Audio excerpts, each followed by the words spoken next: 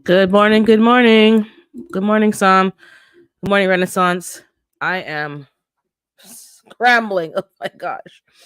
I slept in this morning. Like literally, I thought I pressed snooze, I pressed end alarm, and I got up late, which is fine, but not when you have chickens relying on you. Like they're like, woman, where have you been? I got them sorted out. It's overcast today. It was beautiful yesterday. There's nothing better than a sunny, bright day in February. So it kind of makes the cold that much more easier to tolerate. But it was bright. They were out. I can tell that the other three that have not been laying, two of them, I can see their combs getting pink again. The other one is molting, so I don't expect her to start laying again. But she was laying pretty deep into the winter, anyways. The alpha pepper, so she was molting um badly. She was the worst looking one out of all of them. So she needs some rest time, so that's not a big deal. And the rest of them, the other two need to start laying. Good morning, Jova. And yeah, that's pretty much it. So I was late getting up. I was up late, as you all know. Well, most of you. Yesterday was the submission for the Herb Garden Challenge. Good morning, Willie.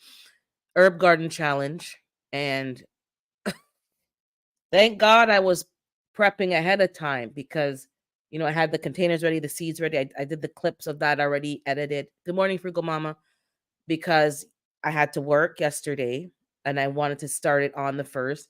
I could have done it maybe at lunch or in the morning, but girl, stuff to do. And the first of the month is rent. So depending on how people pay you, if it's cash, you got to go to like, there's stuff you got to get done. So the first of the month is rent, and you got to check certain things, make sure things are mortgages are coming out, or that depending on how you have it, monthly or bi-weekly or however you do it, and depending on the property. Oh my god. So I planted my seeds after work, recorded it, then had to go and get the video all done and edited, um which is not my strong suit, and I got some help, thank God. So she helped with like the little effects, the slow motion and all that stuff. So that video is up, please watch it. I had to mute the intro and outro music because by the time I got home, which was midnight-ish, I got an email that there's a copyright something, which I have permission to use the music, but I couldn't be bothered, so I just muted it. So you'll hear at the end I'm cut off because I was overlaying the music while I'm ending the video. So I'm gonna go back in and dispute the claim because I have permission, and then see if I can put the music back in the video. But I'm probably going to, like most of you, how I hear, good morning, Erica, I hear talking in these streets. I'm most likely gonna cut back on the use of music because it's just annoying. Even people who pay for memberships at certain sites, whether it's Epidemic or different sites, to use music, you're still getting claims. The video is checked for copyright, it passes it, you upload it, and then 5-10 minutes later, when now people are watching it, you're getting traction. Oh, it can't be monetized. I'm sorry, but if you're monetized, you kind of want to get any little thing that you can get from the efforts that you're putting in, so that you can get a check for your time. Anyways, that was me venting. So that was up. Those of you who are in the Herb Garden Challenge, keep going. Those of you who are not, please support the videos. Type in hashtag planter HGC 2024, and you'll see everybody who dropped a video with that hashtag. I saw a whole bunch of people I didn't even know was in the challenge. So now my odds of winning have been decreased, which I'm not happy about. But we shall survive. We'll keep pushing forward. This week, this week, um, I know Erica knows the 2A community. Rick had his procedure. We talked about it last Wednesday, I believe. Yeah, Wednesday. He was having it on Thursday, the 29th. So I think she'll be updating people maybe next week if she goes live. But he did the procedure. He's doing well. They checked on him, but she'll give a more detailed update. Just keep him in prayer We had said that before, but I don't know if you guys remembered. So Rick, just call him Rick. Keep him in prayer. He was good morning, Virginia.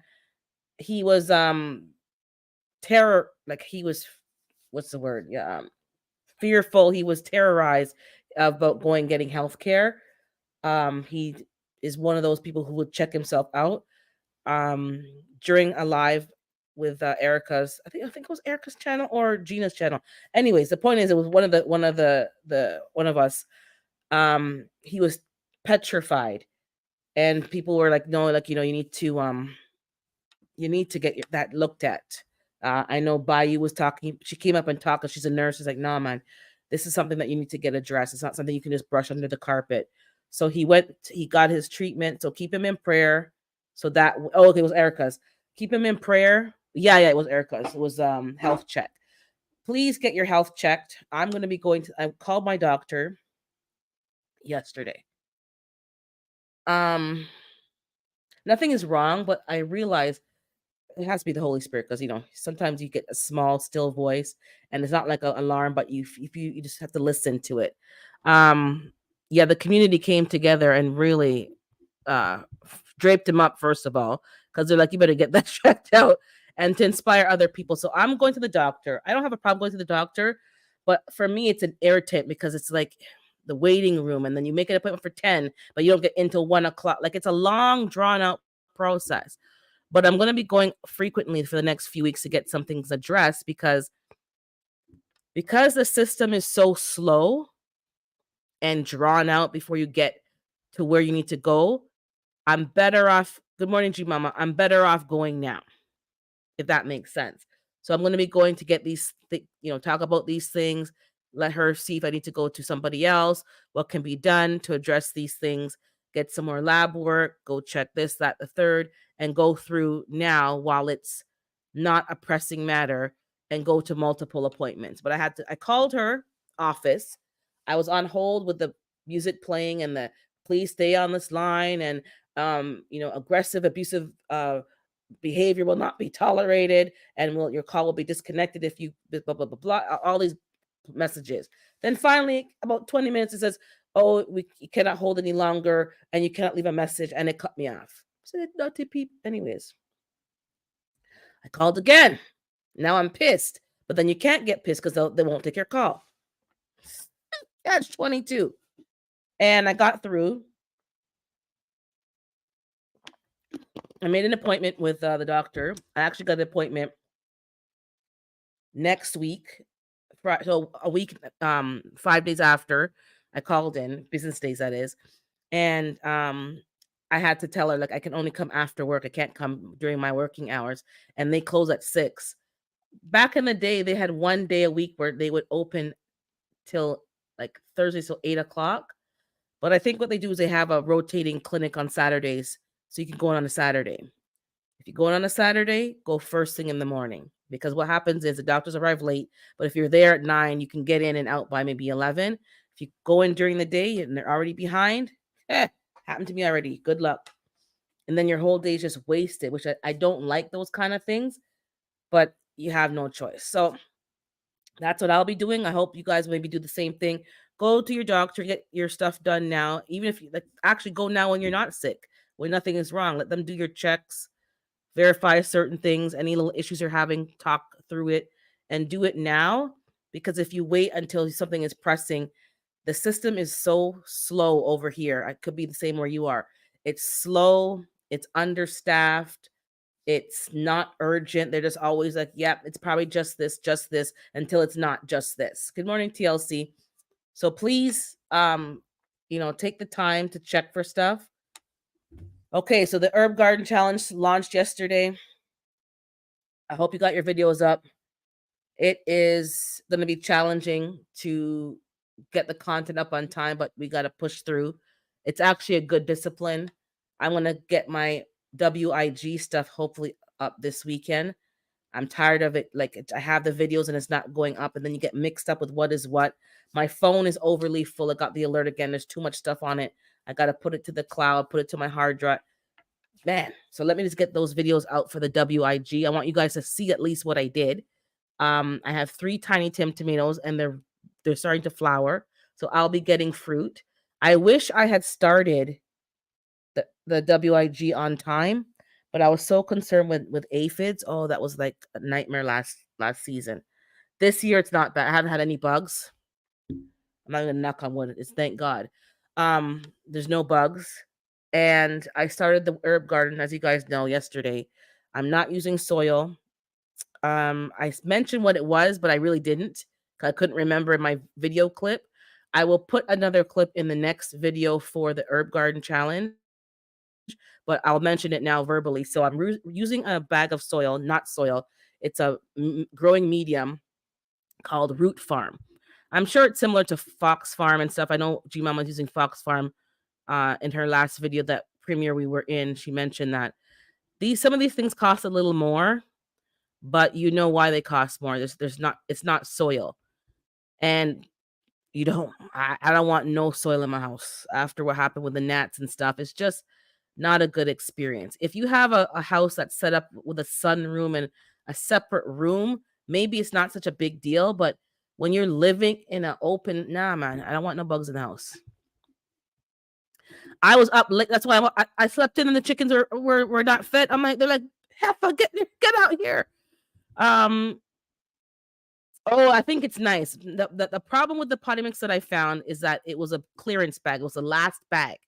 Clearance. I saw a little tape up job. The other side was, I guess, tape up. I brought it in the house at night, and I guess something boss. Thank God I caught it, and it would all pour on the damn driveway. The bag was no good. So what I'm going to do this year, which I recommend to anybody who's into gardening, at the end of the growing season, so the fall, buy your stuff. Don't go buy it in the spring, because sometimes they haven't got their new product out yet, or it's in the back, or there could be logistic issues. So buy it in the fall and keep it and have it ready to go. So now that I know I like it, I'm good to go with this brand. Let me just keep up with the chat. So I'm gonna watch the rest of the herb garden videos today. I know some people drop videos, but I could not. I had to get some sleep. They're small. Exactly. So take care of the small issues. Don't wait till something gets big. I'm gonna have to spend a couple of weeks going to these appointments because you don't know that it's slow. But do your physicals. Thanks for calling. Not calling. Messaging. I woke up. I cannot work out in the morning, not because I can't. My TV. I don't know what happened to the TV. I think I know what happened, but I'll mention that in a second. Remind me about the TV in a second. So I had to make up my own workout that morning. Let me just, hey, African Dreaming. Good morning, Laura's Garden and more. And if I miss anybody, I didn't see you. I'm just trying to keep up with the actual comments, but I thank you for being here. So go to the doctor, check your stuff, guys. Don't wait until it's something serious. And the reason why I'm saying that is the system is slow. Before you get referred to, let's say, a specialist or somebody else, you got to wait your turn. You got to wait. It's not an easy process to be in. And some of the people who I've recently lost, it was slow in the beginning, and had they got better in earlier service to diagnose, that would have been better. If they took some of their problems, they took their problems seriously, but they were like, oh, it's just this, it's just that. The doctors, oh, it could be just this, it's just that. Oh, it's just pneumonia, it's just, until it wasn't. So you need to really keep yourself healthy, eat properly, do your research on herbs and supplements, and get your checks as frequently as possible, because by the time they realize what it is, it's not always nice. You can clearly see the ingredients and it's worth the money. Yes. This bag I didn't like. Now back to the Root Farm. I didn't like it because it doesn't clearly tell me what the ingredients are on the bag. On the website it does. On the other store shop it does. But why is it not on the bag? So this Root Farm contains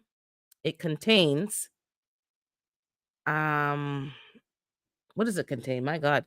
I'm still waking up, guys, because I slept in. Peat, if it's not peat, it's sphagnum, something, coconut coir, perlite. It has bat guana, which is bat droppings. It also contains worm castings and something else. So it's already rich and nutrient rich. I don't have to add any fertilizer. I actually planted, because I saw that Gina planted her brassicas. I'm like, what the hell? I need to plant mine too. Thank God I planted them because it was actually nice to see them growing. It was a rough week, so that was like a little bit of cheer. Um, in times past, my brassicas didn't always germinate so quickly. They're pretty much all germinated. All I planted 18 in cups, and they're all doing well. The herbs I just planted, so I don't know yet. Hopefully, I'll see some cilantro coming up, and some of the wheatgrass and the dandelions, because those seeds are a bit bigger. Hopefully, those will start to pop up quite quickly. So we shall see. But for those of us right now, it's herb growing season for the herb challenge. There's other challenges going on. I think I might find some of them and see if I can join like a tomato challenge. You did an herb challenge last night, Jova? I won. I'm still feeling mellow and that's not the challenge we're talking about. So yeah. And that herb I'm actually gonna grow. I didn't plant that herb yet. I gotta find my seeds, which year of seeds I'm gonna use. Fox Farm Coco Loco is the cocoa core I use. Yes, and they have Fox Farm here. A bag of it is about $40, $45, but the bags are pretty big. Like I'll give them that. The bags are not regular size; they're pretty large size. They have them at the hydroponic stores. They have them at the big box stores here, but I find that over here they're not in store. You have to order them online, and they get delivered to the store or to your home. So that part I'm not really fond of. I like to go to the store and pick up stuff because a lot of times you get bags of stuff, and they don't give you a good bag. I don't like when the bag is busted. I don't like when the bag is looking, give me a good quality product. So I like to sometimes go and pick up my own stuff. They give you soil and the soil's leaking out the bag. Don't let me pay for something that's leaking. So try some of these soils for indoor growing. A little goes a long way. The only thing I do not like about the Fox Farm is on the ingredient it says softwood, which is another word for lots of sticks. There's pieces of big old sticks in the mix. I don't think Fox Farm has that. I've never used Fox Farm, but I don't think they have that. This has a lot of sticks. So let me know, G Mama, if I had time, I would have probably sifted them out, but I don't have time. So it's going to stay as is. But I don't think it's going to interfere with the growing. And I guess when I transplant it, it'll help break down. But I'm not a fan of paying for sticks. So that's not the part that I like. I might change the brand. I'll figure it out. We'll see. But for now, that's what I'm using. I alternate between Fox Farm Happy Frog and Ocean Forest for my potting soil. I only grow in containers. Okay, I'm gonna give that a try. I also, some of you may have saw. Okay, I think the hydroponic store is better. That's what they do for a living. But they just do that. Some of you may have saw Broke Farmer's video a while ago where he is sick of the peat pellets. I agree. I used them because it was just easier at the time. It made sense. It wasn't soil. They were compact. I could put them, in a container and then, use them when I needed to. I think he threw all of his into a garden bed. I won't be doing that though. I paid for them. So I'm going to use what I have. And when I don't have any more, I'm not going to be replacing them. Now, I might use a few here and there for small plants, but in terms of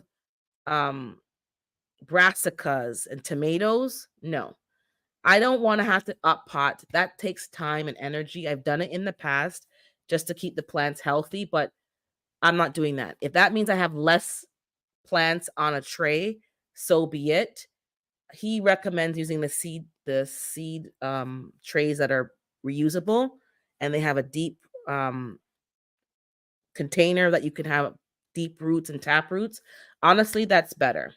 And there's no up potting. The filling up the containers is what you do in the beginning, and then you're done. You just monitor the plants, fertilize, water from the bottom, and then you can go directly into the garden. That is a better use of your time. And a lot of us have realized it's not the work that you're doing, it's the time. And having to touch something 2 and 3 times is not a good use of your time. Anybody in production will tell you that's inefficiencies. So you do the peat pellets, and you got to up pot it to a bigger cup. Then you got to do another bigger cup, because depending on your zone, where you live, and how early you start, you're going to be babysitting these plants for about 3 months before they can go outside. My last frost date is May 15th ish. Now the cabbages can go outside before then, because I know from my experience and my I push the envelope. I can put lettuce outside maybe at Easter, and cabbages even though it's cold. But some of y'all don't have that, and you don't want to be touching things 3 and 4 times. It doesn't make sense. So that's why many of us, you'll see, kind of going back to some old ways, but you're only doing the task once. That's a better use. Let me see. I think it went backwards. The sticks are small, break down easily, and not big as a. Yes, well, some of them are kind of big, but they were soft. Like I could just break it with my fingers. I don't like peat moss products. More problems, more money. I think you're right. So I do have some peat pellets that I got from Amazon that are larger than the usual ones you get at the box stores. Those ones I'm going to definitely finish off. Those ones for like tomatoes, maybe some hot peppers and stuff.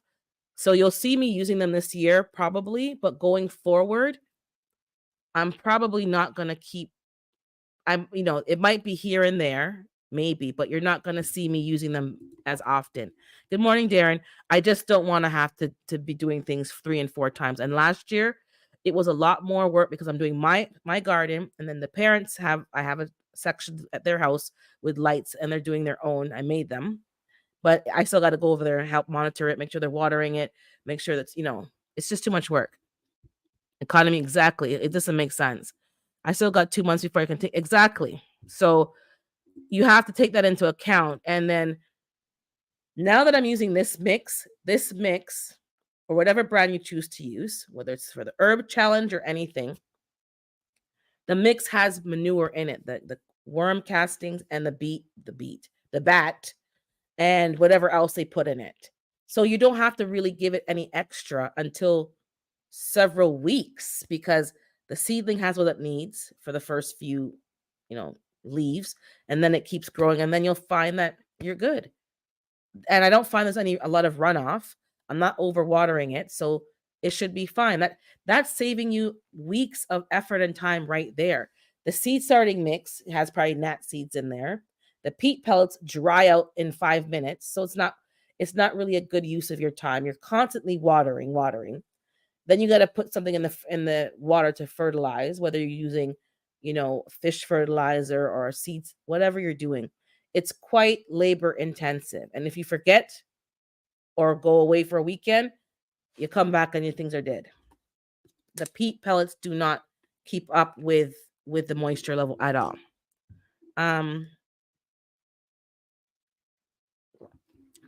Today I'm having water.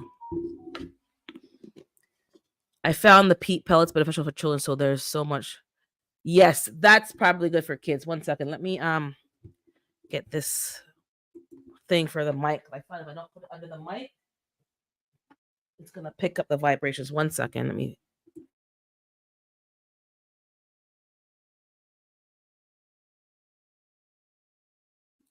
Okay. I gotta put this buffer thing, otherwise it keeps picking up the mic.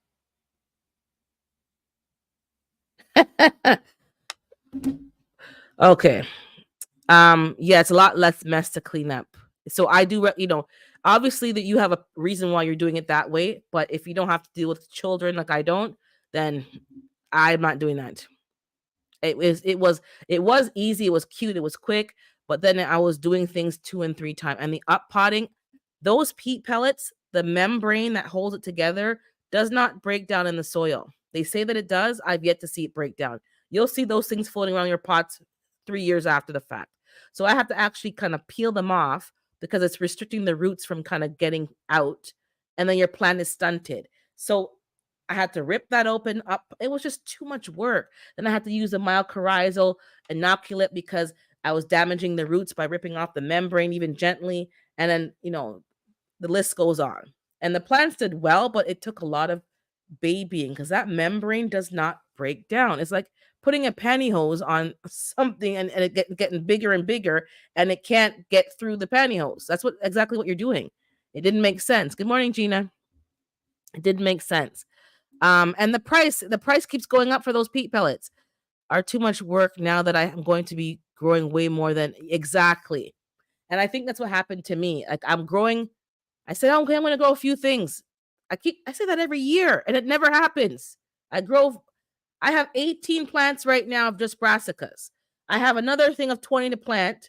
Of I think I'm going to do hot peppers today, and I'm going to do some peat pellets for some other stuff because I'm going to finish the peat pellets. But I'm growing a lot more than just the few things I'm going to grow. It never gone that way. Now I do like using the peat pellets if I'm starting seeds and I'm going to give it away to somebody, so that I can just give them get a little paper cup, put it in there, and then just or a shot cup, and then put the pellet in there and take it to church and say, here, this is yours and whatever, and label it. But um, it's just not. Yeah, I think I'm done with peat pellets.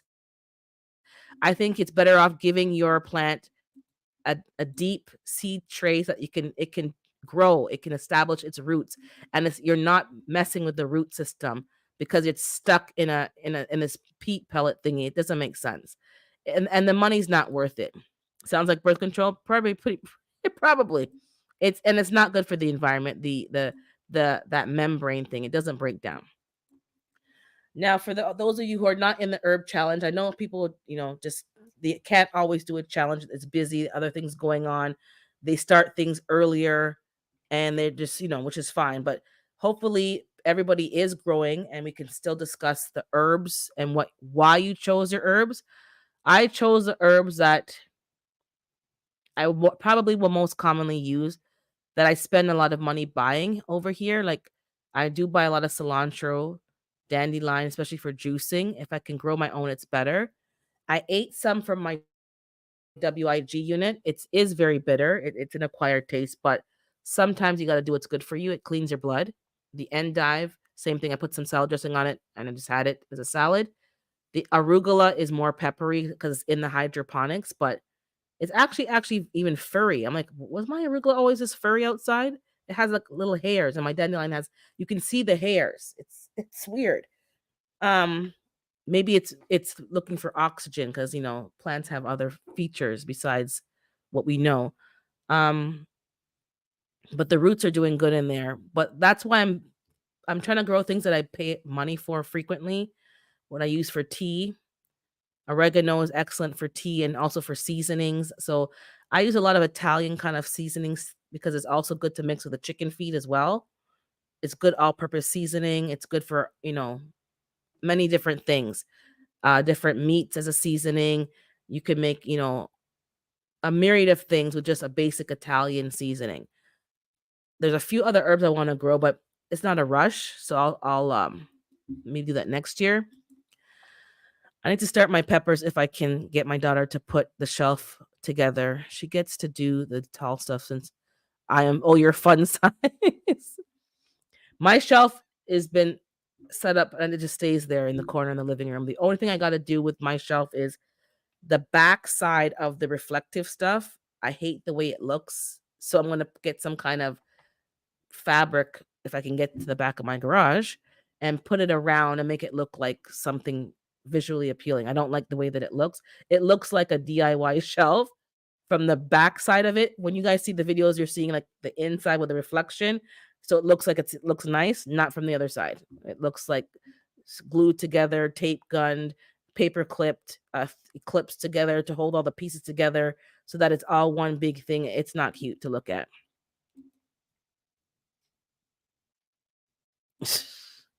um, I'll leave that one. No comment.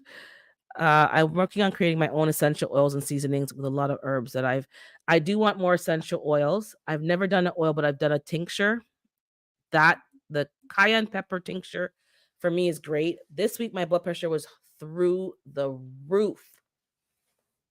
Something's going on, and I'm like, yeah. You may not act stressed out, but it stresses you out. So that is, I had to just stop reading certain emails because it was too much. It was too much. I might have to put the kettle on because my throat is crack-a-lacking. So Yeah, the cayenne pepper helped bring it, bring that calm to relax. Your daughter put the tent together. 6 foot. Oh, I can't reach that. Somebody put something together. I think it was Yellow Door. She has a new outdoor greenhouse, and then she could like extend it from the bottom, even though and by herself, because she was like, "Oh my god, how am I gonna get this together?" But it was made in a way that you could do it by yourself. So that was looking good. I do want to get a greenhouse, a mini one, for outdoors, so that I could put some of the seedlings outside. The greenhouse is great, but the squirrels can just tear up that plastic like nothing. So I'm not really too keen on it. Maybe the garage, but I can't um trust these squirrels. They were already digging up my strawberry bed. When I have one of those mole traps there that makes that noise and vibrates, and they're in there anyways. Like, hello. I guess the noise doesn't bother them. And then they were on my wreath at the front door. It's time to put the wreaths away, to be honest. It's like March. It's March. It was February, it's now March. So I'm gonna take them off the door, take off the hooks, and get those in the garage. And it may be time to go back in and cut the fig trees and start to put them in cups. So I think I'm gonna do that this week. So I'll get some cups ready and I will propagate 2 of the fig trees, the Negroni Bordeaux and I think it's the Chicago Hardy is the one that was growing all horizontal and it's budding like crazy in the garage. I'm gonna cut one of the limbs off and put some rooting hormone and hopefully I can get that going soon. If those trees can give me multiple trees, that's the goal. I have to obviously make more room in the garage to overwinter them. But from what I understand, I was putting on the light for them in the garage. From what I understand, you can leave them in the dark for the whole winter and then you bring them out and they'll wake up. So they've been in there getting light, getting air, getting water, living their best life. So I'm going to get a couple of more trees out of those 4. I am looking for a pawpaw and I'm looking for some cold hardy citrus. I think there's a Japanese lime or something I saw on Broke's channel he was talking about with Calvin. They mentioned some plants and I did see some of them here, but they ain't cheap. These trees be breaking your pocketbook. I am eating more flowers, so I might as well grow my own edible. That as well. I have to start my flowers, and I have some flowers from last year out in the pots at the front, some petunias and stuff like that. I will be cutting them off, cutting the seed pods off, and the rest are going to go in the compost, the the city compost bin, because there were a lot of aphids on those last year, and I don't want anything that's going to attract aphids. The front planters, I'm going to redo those ones. I'm going to probably just fill them with onions because they're right at the front door, not right, but close enough. I think that's where the aphids are sneaking into the house. And then before you know it, my indoor bok choys and all my stuff is infested with aphids. I already saw a fly outside, so they're waking up. So I gotta get my fly trap set up for the chicken coop and the chicken run because that attracts a lot of flies. I'm gonna be turning the straw and stuff out there soon, turning it so that by the time spring comes, I'm gonna dig it all out, and that's gonna go into the 2 new raised beds that I have. I haven't assembled them yet. The metal raised beds are in the box. I'm gonna put them out. Even if I don't plant in them this year, I'm gonna have the stuff sitting there breaking down. I got rabbit droppings coming from a friend. She has them on her balcony collecting. So I'm gonna get bags and bags of rabbit droppings, which can be directly put in. I'm gonna dig up the 2 blueberries and I'm gonna redo that big drum. Everything's sunk down. Hey, Bud Files, good morning. So I'm gonna redo that as well and get that amended. Oh, let me drop. I haven't dropped the link, have I? Let me drop the link so we can talk about the herbs as well with everybody. And amend those and then put the blueberries back in. And I have another blueberry bush that has not been planted. I'm either going to put it with that one, those 2, or just revamp it. I have 2 different ones in the same drum. I might just put the same 2 in the drum and the third one in the big pot to the side. I have a raspberry bush that I got from somebody. It's still in the pot. That needs a good spot to plant. My cuttings are leafing out. Okay, that's good. I'm going to get those planted this week. I have about a half a bag more of that soil, that Fox, the root farm. So I will be getting that set up. I probably won't even need rooting hormone, but I'm going to use it just to make sure that I get a guaranteed cutting ready to go. They have bags that attract flies that work well. That's what I need to get. So I'm going to make sure I get those things and have them up, because when I first got the chickens, they weren't outside until May. They were in the coop until it almost May 24, because they were still young. They weren't laying yet, and we didn't have the outdoor run. When I got the outdoor run, there's a piece missing. I had to wait for it to, like, there's all these delays. So they weren't really going outside. They had the indoor coop with a little indoor run area, but they weren't going outside. When they started going outside and they were full grown and they were dropping everywhere, I was like, what is with all these damn flies? So yeah, I'm gonna get these bags. Some of the bags I haven't seen them out yet. I've seen wasp ones.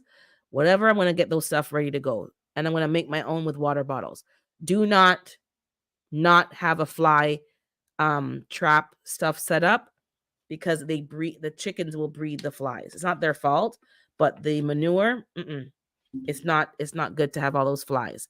They're very nasty. They bring germs, they lay eggs. They could lay eggs on your chickens.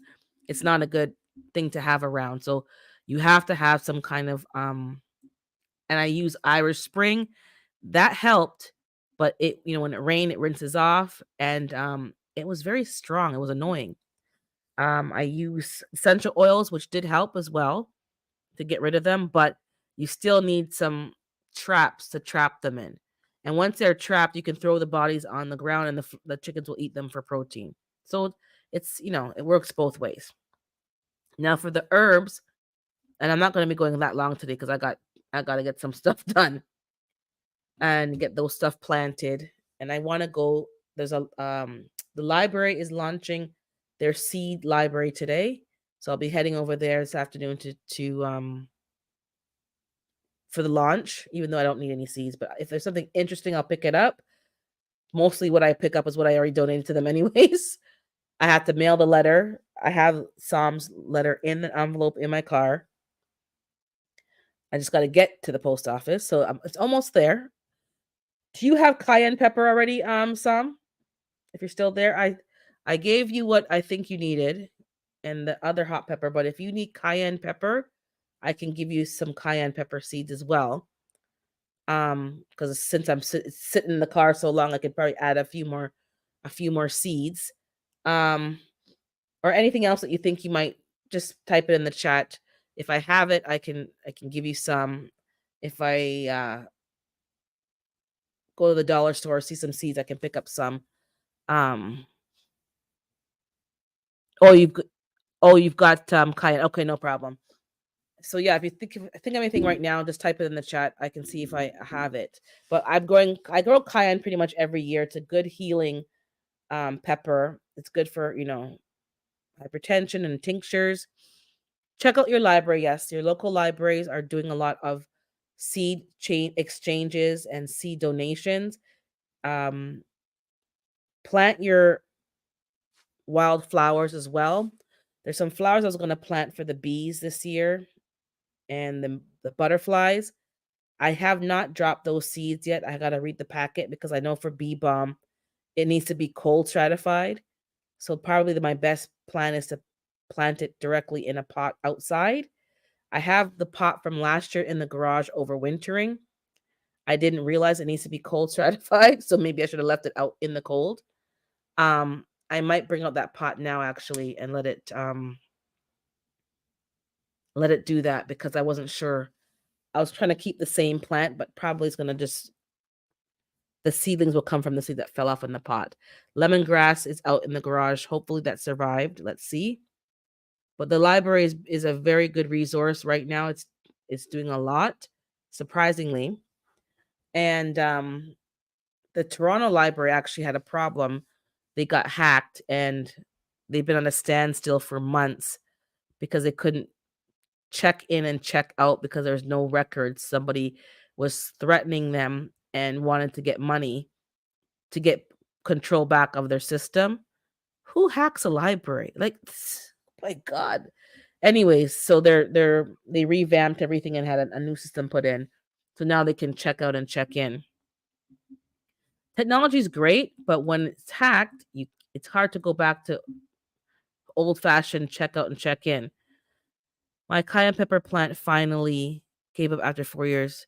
Oh yeah, I think that's the timeline, about 4 years, and after that you kind of have to be doing a new one. So that's good though. 4 years is a long time. That means those peppers were very, very robust because it was that the plant was established. I have not overwintered peppers. I tried, and they always by February kind of die out, mold, get like a mold on the plant, and something happens. If I had a better moisture control in the garage, I'm sure I'd be more successful, but it's just not worth it at this point. If I get a grow tent, I think that might be better.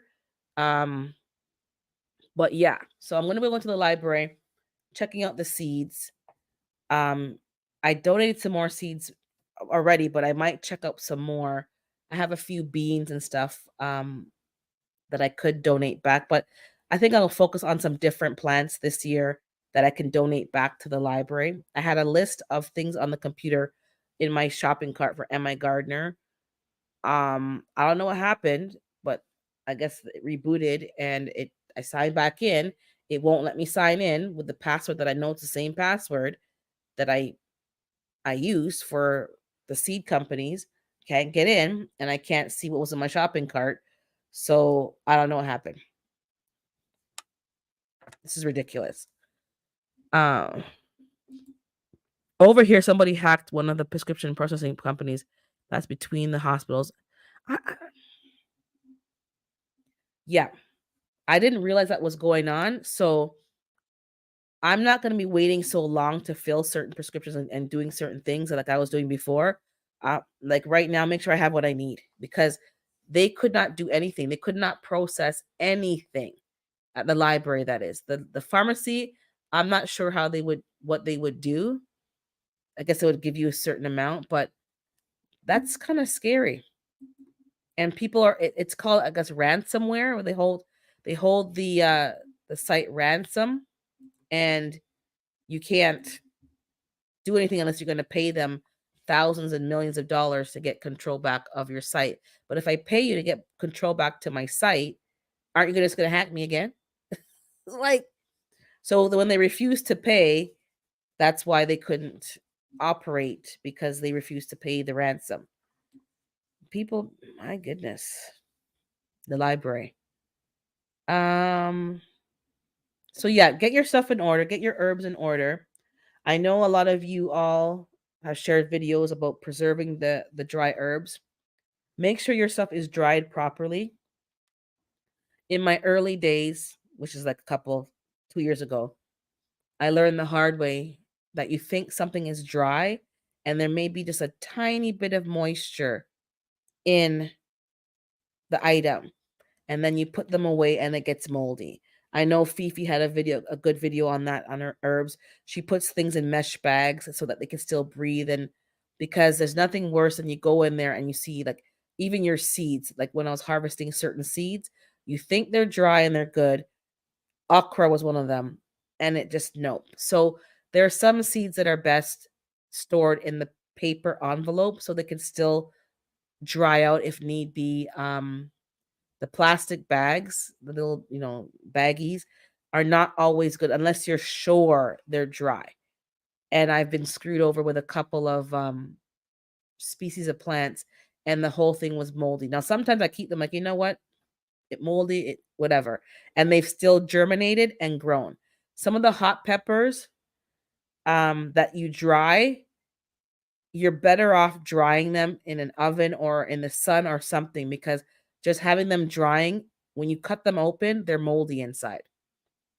The hot peppers, I have some chilies that I'm not going to use for eating or seasoning or nothing, because when I cut them open, they were moldy inside. So you need to dry things properly.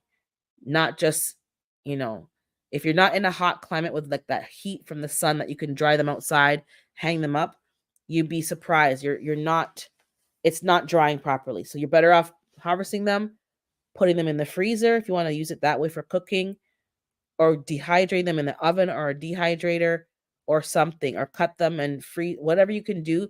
Don't just have them drying, because sometimes there's mold on the inside of these items that take several days and even weeks to fully dry out.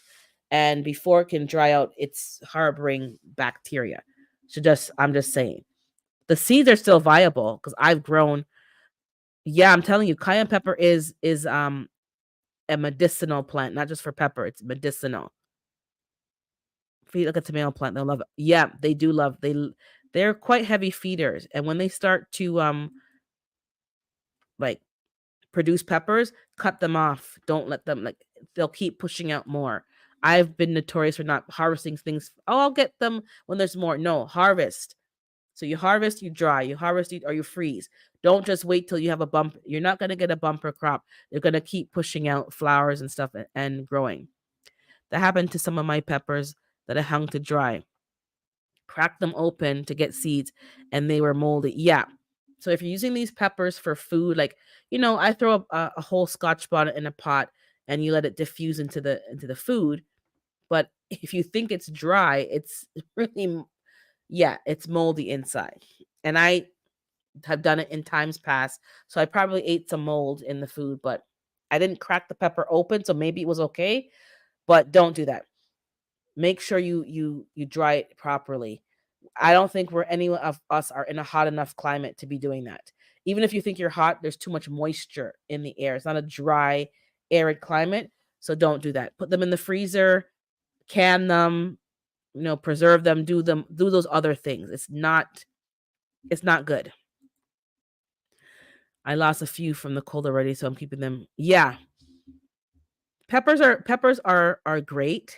And if you can overwinter them, it saves you having to start from scratch. But if you start your peppers inside now, you'll get some peppers in no time. I just got a new mesh herb bag to hang the herbs and air dry them. Yeah. And when you're finished and you're like, they're dry, then you can put them in a container. I got the vacuum sealer for the jars now, mason jars. So I'll be doing that. Um, you can soak them, fresh peppers, in vodka and make a tincture.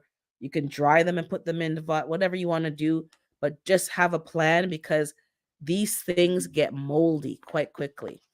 Let me clear my throat.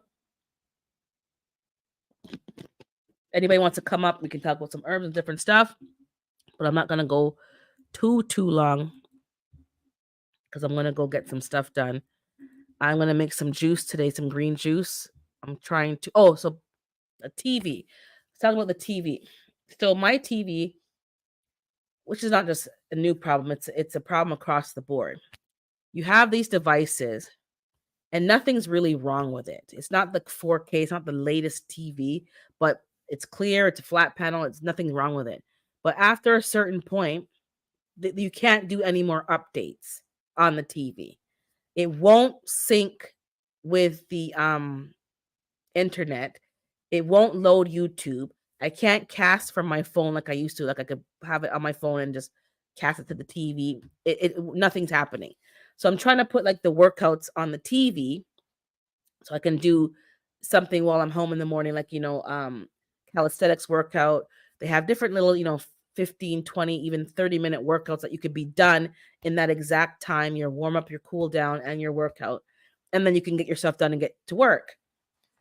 The TV's not doing something. I reset the TV. I put it back to factory settings. I did all kind of things. It worked for like 15 minutes and then right back to the same foolishness. So I'm going to have to go buy a new TV. So they have some on sale at Costco. But then it's like, okay, what do I do with the old TV? Just throw it to the curb. I don't think I can throw it to the curb. I think there's like a environmental something. Anyways, so I'm going to have to go buy a new TV today. Set it up. It's probably time to buy a new TV, but I hate having to buy something because it won't take updates. Like, that's just not right. Like, there's a lot of things that I have. Even my printer, I had a laser jet printer. Nothing's wrong with the printer. I don't print that often, but it won't, the driver, there's no more new drivers. They don't service it anymore because they want you to buy a new one. So here I am now. Good morning, Mirror. I am going, oh, I'm doing well. How are you? I have to now buy a TV. The cheapest one in my price range is a 58 inch. I think it's high sense. I ain't buying no big old name brand because there's no point. Because in a couple of years, it's going to be useless anyway. So a high sense one, and Costco's return policy is like one of the best. So I'll be picking that up today. The old TV, I guess I'll put it in one of the rooms if I have a student, they can come and watch it, or hook up their laptop to it as a monitor. I don't know. You tell me how that works. Or throw it in the box. I still have the box, 5 years old box, and then put it. Even the Goodwill doesn't want TVs. They don't want electronics. So I don't even know what to do with it.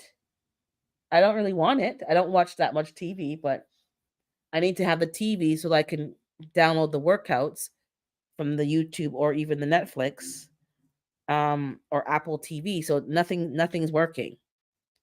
So that was irritating. And there's something else I had to get. I can't remember.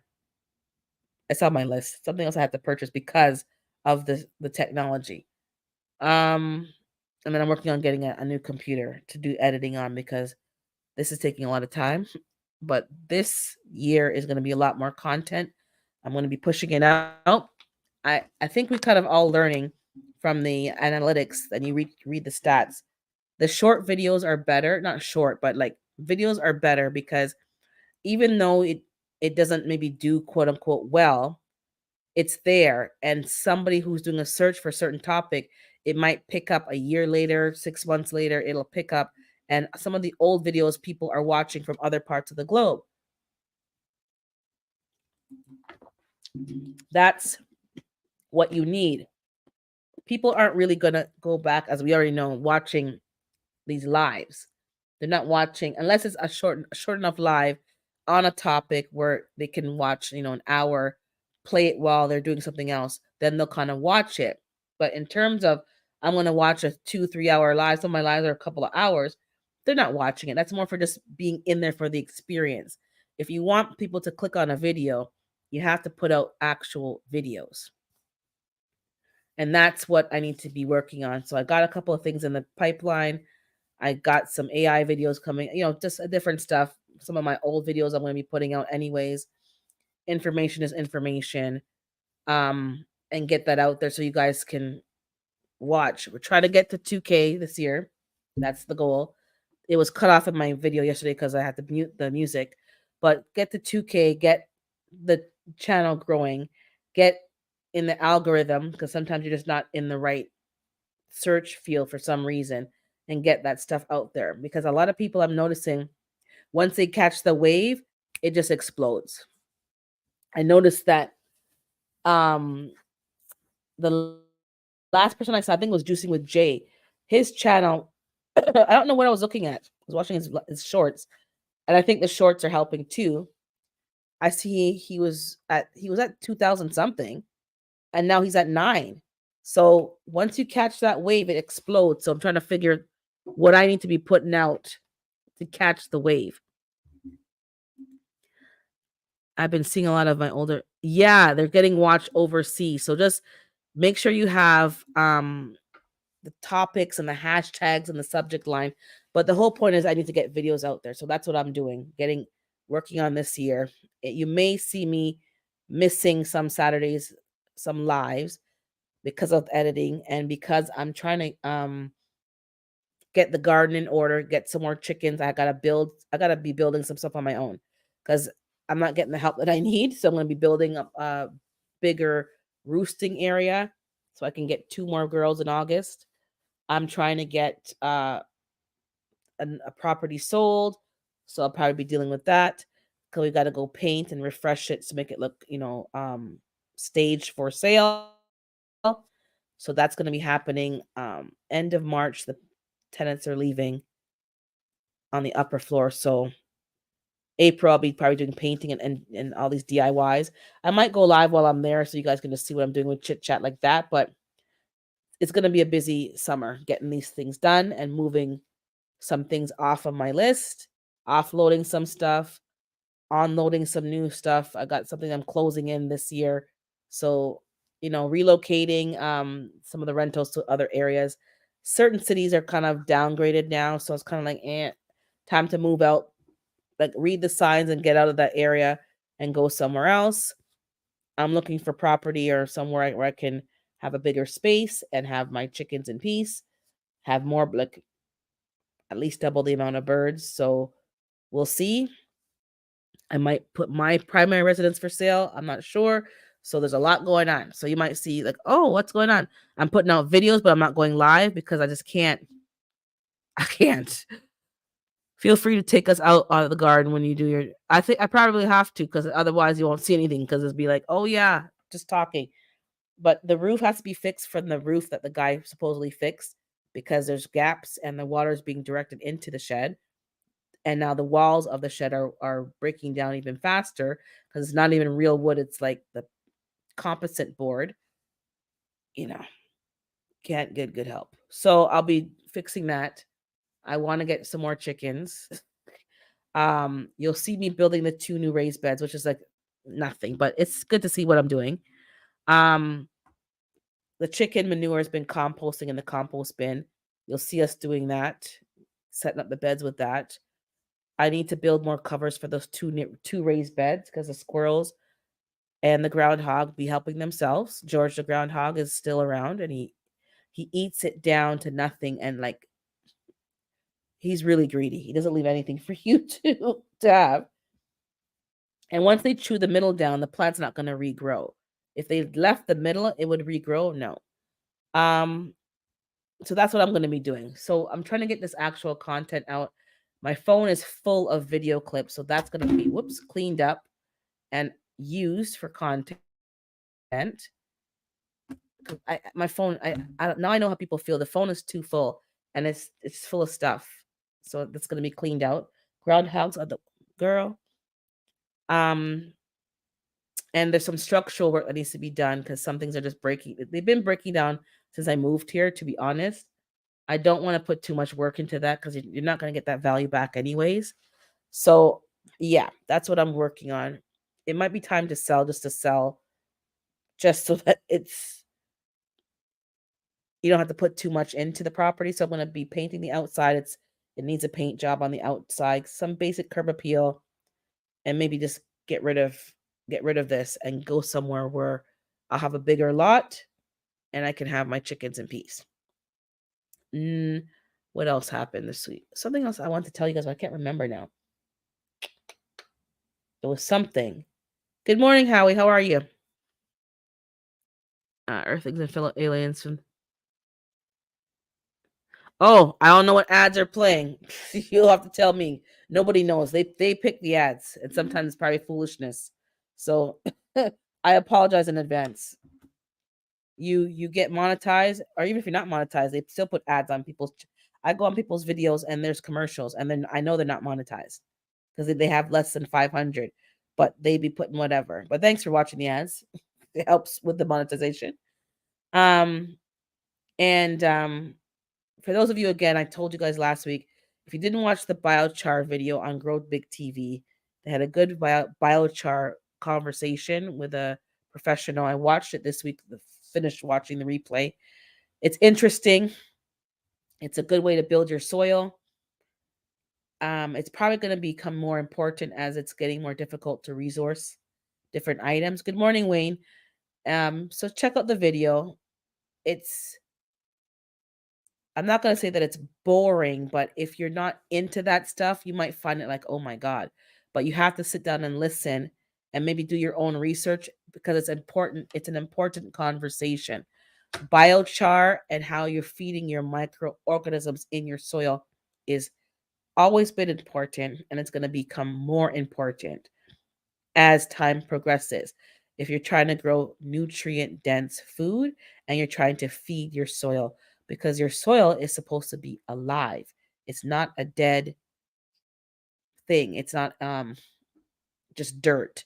It's an organism. It's a living, breathing ecosystem, the soil in and of itself. Never mind when you plant in it. So check out that video. And there's some other videos I think he did as well, with some different speakers. That's a good time to get some information from some of these content creators who are specializing in these topics, and watch it at your leisure. And I watched it over 2 or 3 days because of trying to watch everyone else's videos. But you got to feed the soil.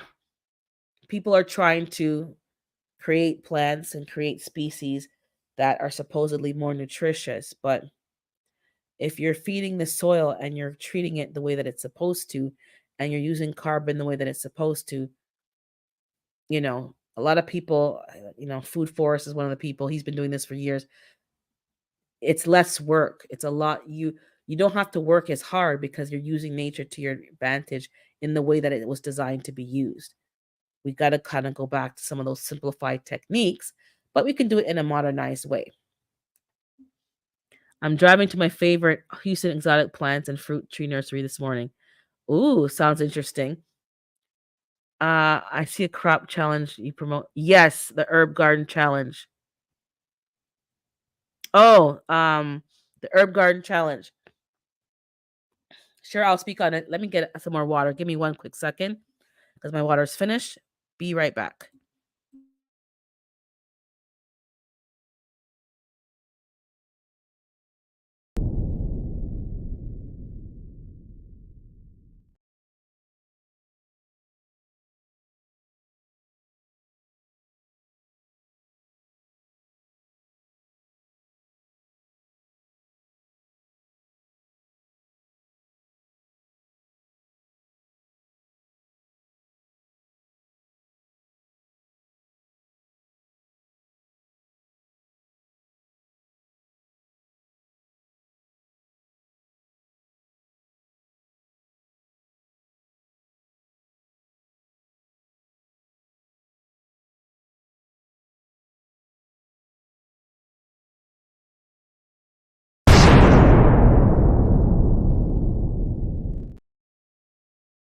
Okay, thanks. I have to get some more water.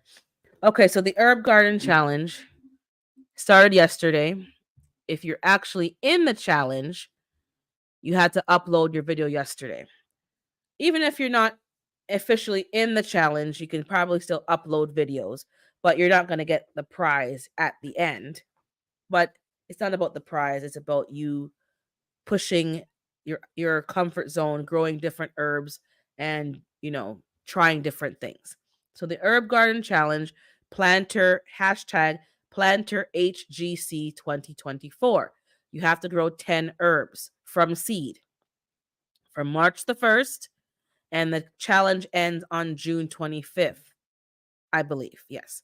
So you must upload a video March the 1st, March 25th, and the following months on the 5th of the month and the 25th of the month.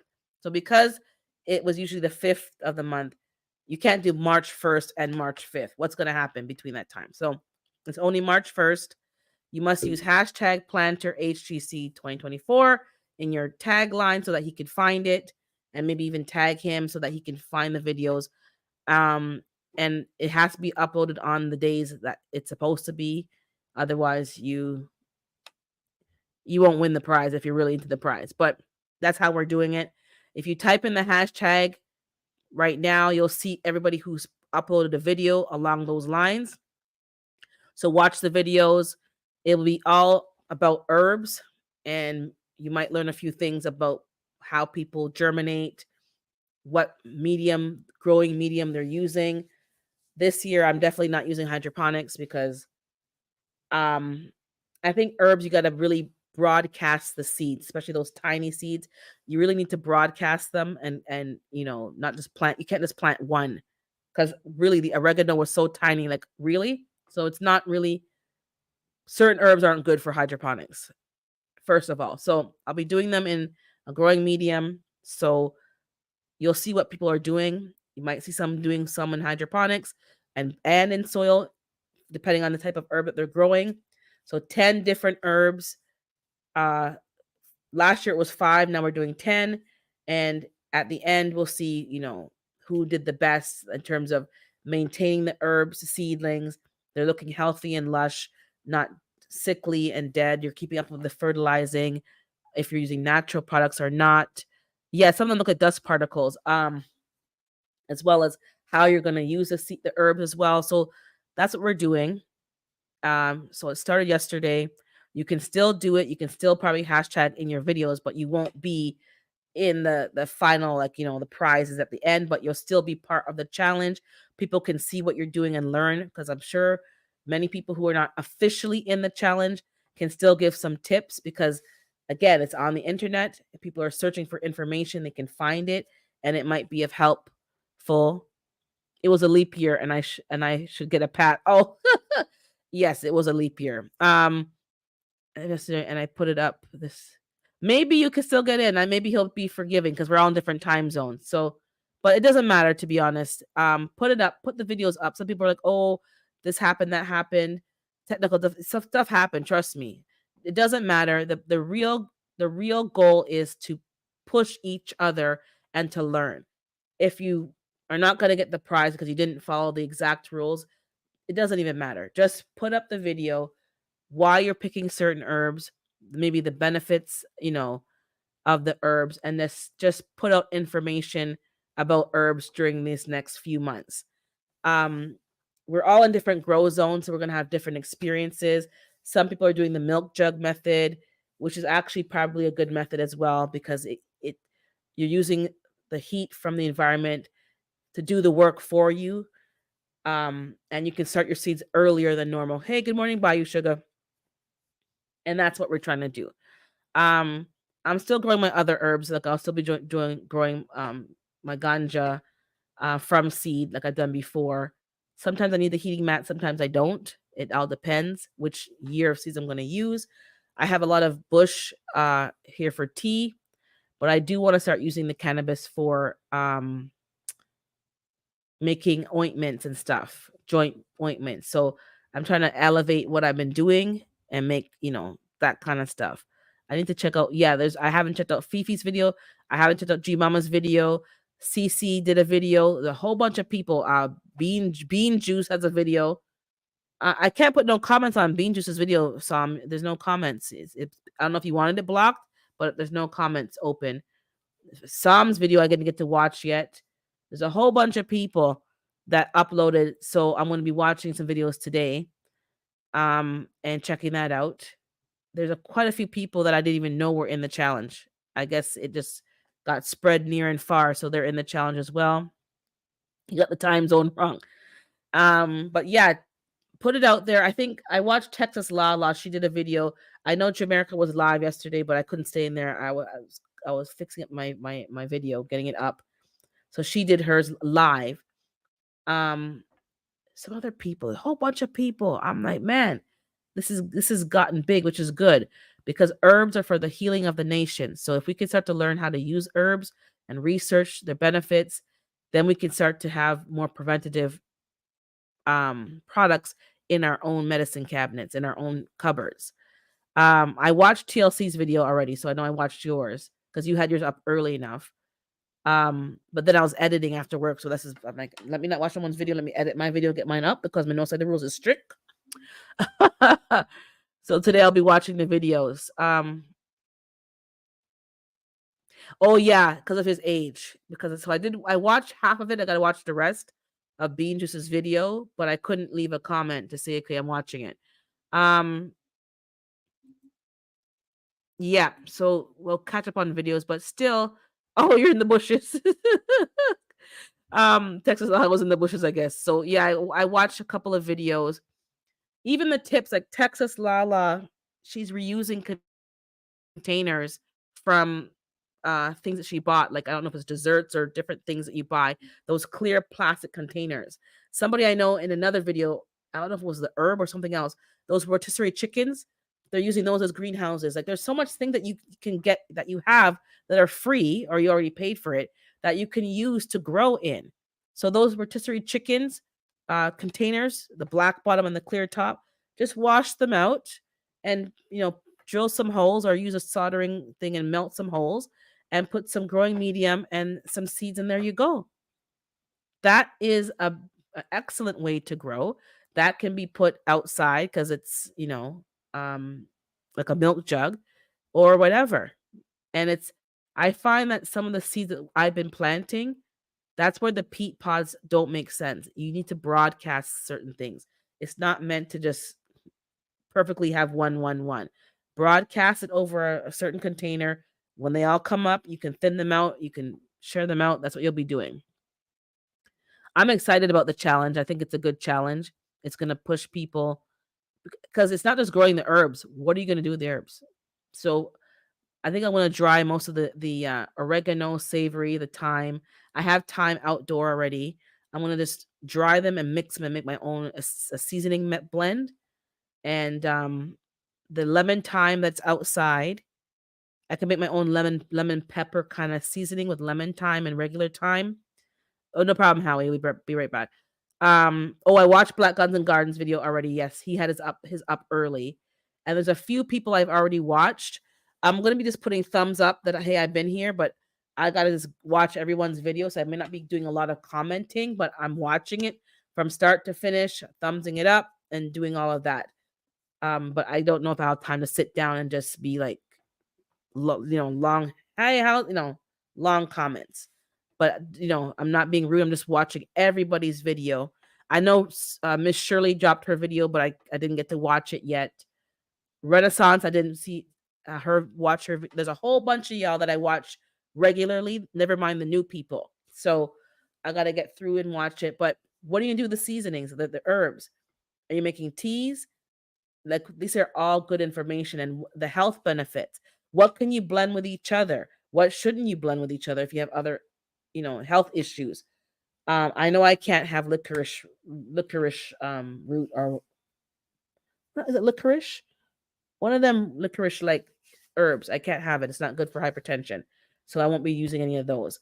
I definitely want to try fenugreek. I don't have any seeds. I'm going to look for some seeds.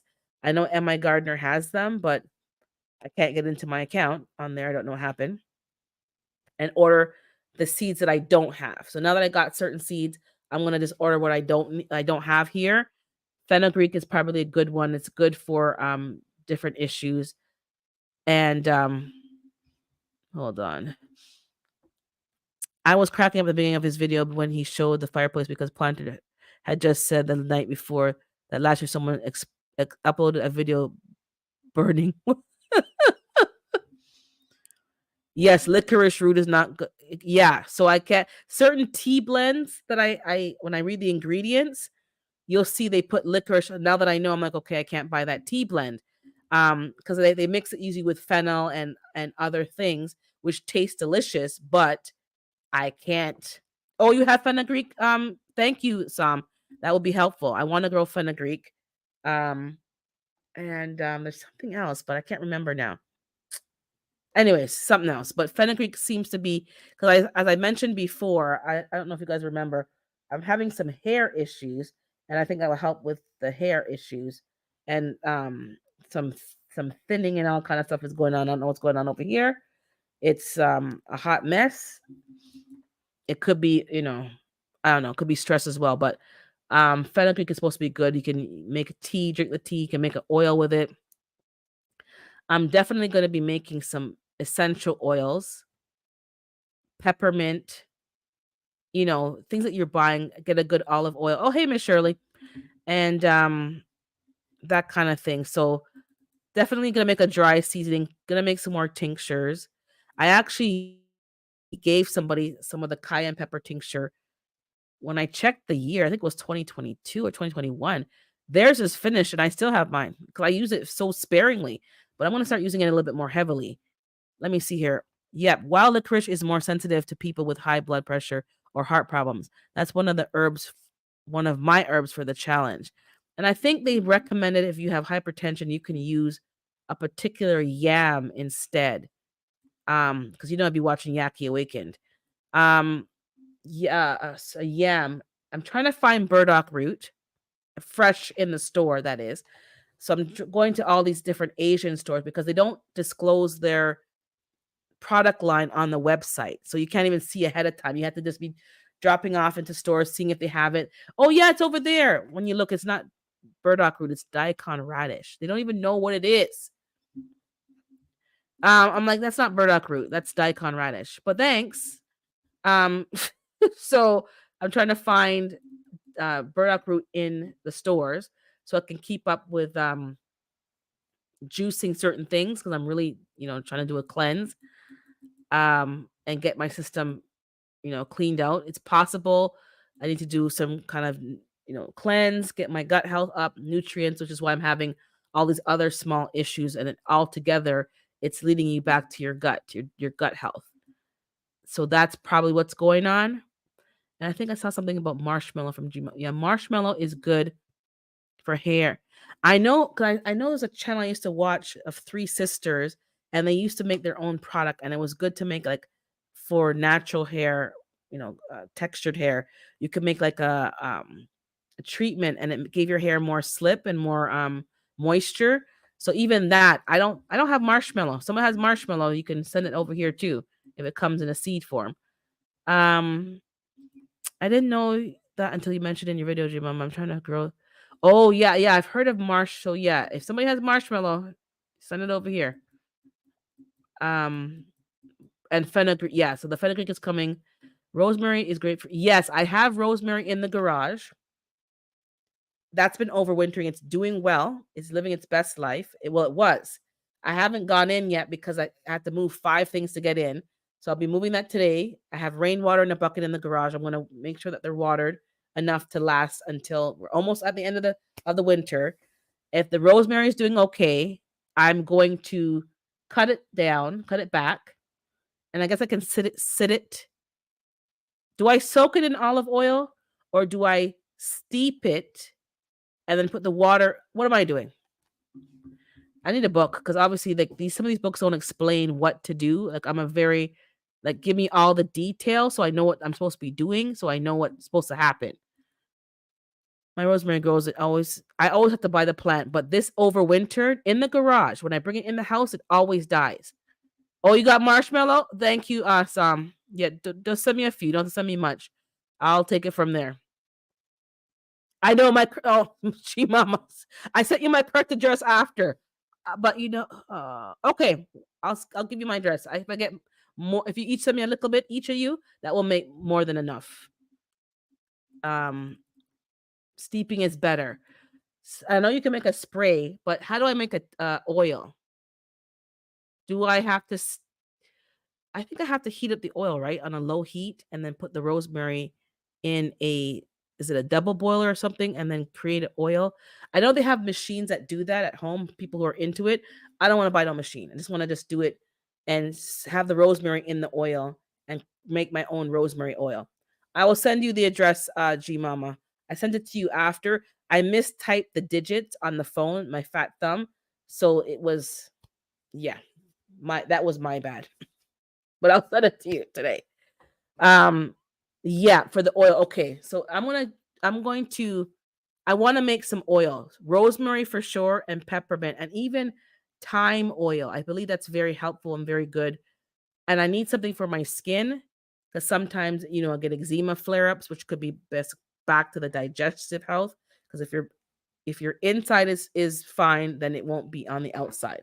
So I'm working on my digestive colon whatever probiotics health. But sometimes I get eczema flare up, so I need I think they said jojoba oil is good to mix certain things with, and it's good for your skin. Avocado oil, whatever. We'll be talking about that for the next few weeks amongst the chat with the herbs because we need to figure out how to use them. There's some people who have different skin flare ups. I know in my family, also scalp issues as well, eczema and dandruffy on the scalp. So I know rosemary oil is good, but to go buy it from the store, the hair store, that is, you're not really getting rosemary. You're getting a whole bunch of other crap, and you're not getting rosemary oil. Because I bought a rosemary oil, I bought a peppermint oil, and it's there's no peppermint or rosemary in there.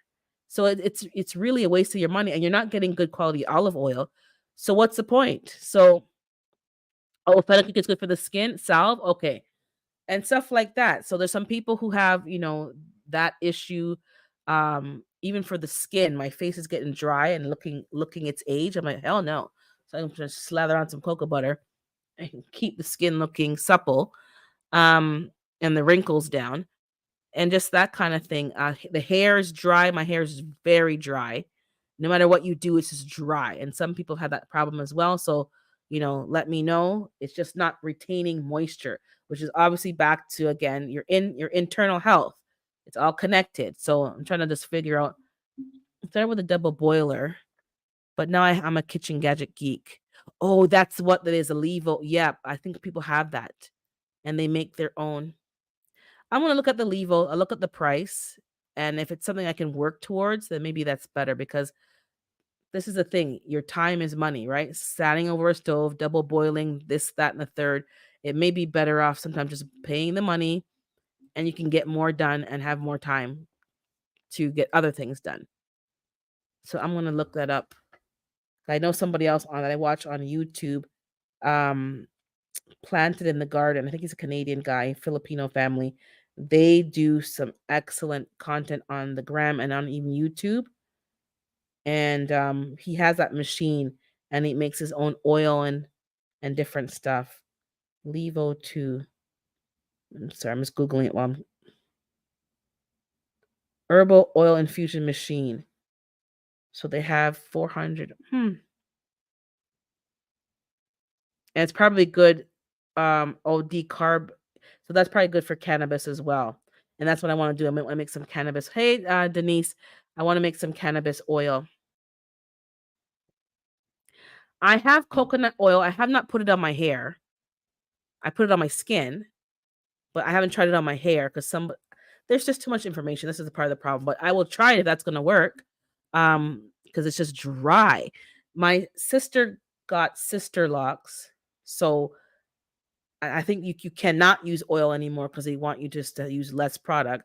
I was gonna get sister locks because of what happened. I cut off my hair, starting from fresh, get the scalp healthy, and start from fresh. So if I'm gonna get locks, I don't think I can use oil. I don't know. What do you do? Because you have dreadlocks, right, Nikki? Not sister locks. So do you put oil in it, or coconut oil is okay because it doesn't build up on the dreads? That's also because I'm gonna be getting dreads, and they have different rules because she cannot use oils. She has to use some different shampoo, and she can't do, like, all the stuff that we used to buy at the hair store. She's like, none of it she's using anymore. It will unravel the locks. um I do my own skincare products with the herbs because you're right, those store-bought products do not contain real or enough of the herbs. Nothing's in there, not a thing is in there. And they're not cheap, because the little bottle of oil costs at least $4 to $5. With my hair texture, you gotta use more than just a little, and by the time the thing is finished, and you add up how much you're spending, and then if you're using the hair oils, they're full of petroleum, which is Vaseline, and there's nothing in it that's helping. So yeah, I'm gonna be spending some time creating products for myself, for the dry hair, the scalp health, and that kind of thing, and my skin. My hands are always looking ashy, no matter how much cream I put on it. Now, mind you, it could be the soap because I am using antibacterial soap to wash my hand. That's probably too strong, since the pandemic. So maybe I need to find a milder soap that is just as cleansing from germs, but it's milder. The decarb was the main reason okay. Yeah. I'm gonna put it on a wish list because it has a stainless steel herb pot accessory for Levo. Yeah, like I wanna make ointments and tinctures and stuff, which is I wanna do that. They have another brand for $235. Hello High Ultra Infuser all-in-one decarboxylator, butter maker, and oil infuser. That's exactly what I wanna be doing, making cannabis butter. And I know you can do it natural, like in a pot, but I don't have the skills or the training for that. I'm a very visual person. I would have to see somebody show me so I can mimic what they're doing. But these books don't really give you much detail. There's a magical butter machine, 200. Okay, I can probably work towards one of those machines. Maybe not the Levo, because that says 419. But if I can make oils, tinctures, and butter, that's exactly what I'm doing. So thank you for that. I'm gonna add that to my wish list as well. Maybe somebody will bless me with that. So I'll add it to my wish list today. They have advanced since I got mine in 2018. The small one works the same for me, still going strong. Um, Nikki saying, I use olive oil mostly, but also have used coconut oil with no problems. Nothing will unravel these locks of mine. Oh, okay. She just got hers done. Maybe that's why it's like literally a month, and then she's got them tightened for the first time, so it's very new. But it's sister locks. I don't know if that's different than, there's different locking methods. So maybe, but it looks great now that it's in, and it's been about a month. It's thickened up. It's not. I don't see all the scalp. It's thickened up. Her hair was short, but now that it's done that way, it's almost to her shoulder. So yeah. So I'm gonna get my scalp and my hair healthy. Once it's healthy enough, I'm gonna do it while my hair is quote unquote shorter, so it can just grow in. Because if I lock it when it's longer, it's gonna probably cost me more because she has to do more work to lock it, and it's more length. But anyways, I'm gonna be doing that in the future once I get things healthy. But I'll try the coconut oil because I have that here, and I'm using it on my skin. But the problem is when you use coconut oil, it's like you're so greasy. It's like your clothes are greasy, your sheets are greasy. Yeah, I can tell you have soft hair, Miss Shirley. You have that maroon kind of hair. My hair is, yeah, you have very soft hair. You cannot put nothing um unless you get like a crochet braided fake locks. That's the only thing that you can do. Your hair is very soft, which is good. Good morning, planter. If I didn't get you, oh, use the crochet okay. I am going to be doing that, but not anytime soon because the hair, I'm gonna have to keep trimming it, keeping it in a low afro to get it back healthy, get the thickness back, get the scalp healthy, and butter maker too. Yeah, bio sugar. These things do both. So sometimes you have to just spend the money, which we were talking about earlier, to make your time is money. And the method of back in the day, our grandmother and your great grandmother, listen, we not time for that. We not have time for that. Their life was different. Our life is very fast paced. And once you finish your 40-hour work week, and some of you do more than 40 hours, you don't have time to be doing all these things the old fashioned manual way, unfortunately. But you still want to do these things to get the health benefits. So if I'll buy a machine. I will. I do want to make the butter and, in the butter be a salve, because butter is a salve, same thing, and put it on my skin. Like, that's gonna make things much better. So definitely this herb garden challenge, I'm gonna be looking for a machine to do this stuff. I've been promoting cannabis and different herbs to people. People are like, what? I'm like, I don't smoke it, but there's benefits. You don't have to be smoking everything. Not everything's about puff puff pass, but they don't do their research. They demonize some of these herbs. They've demonized it, and it's not a demon. They know the health benefits.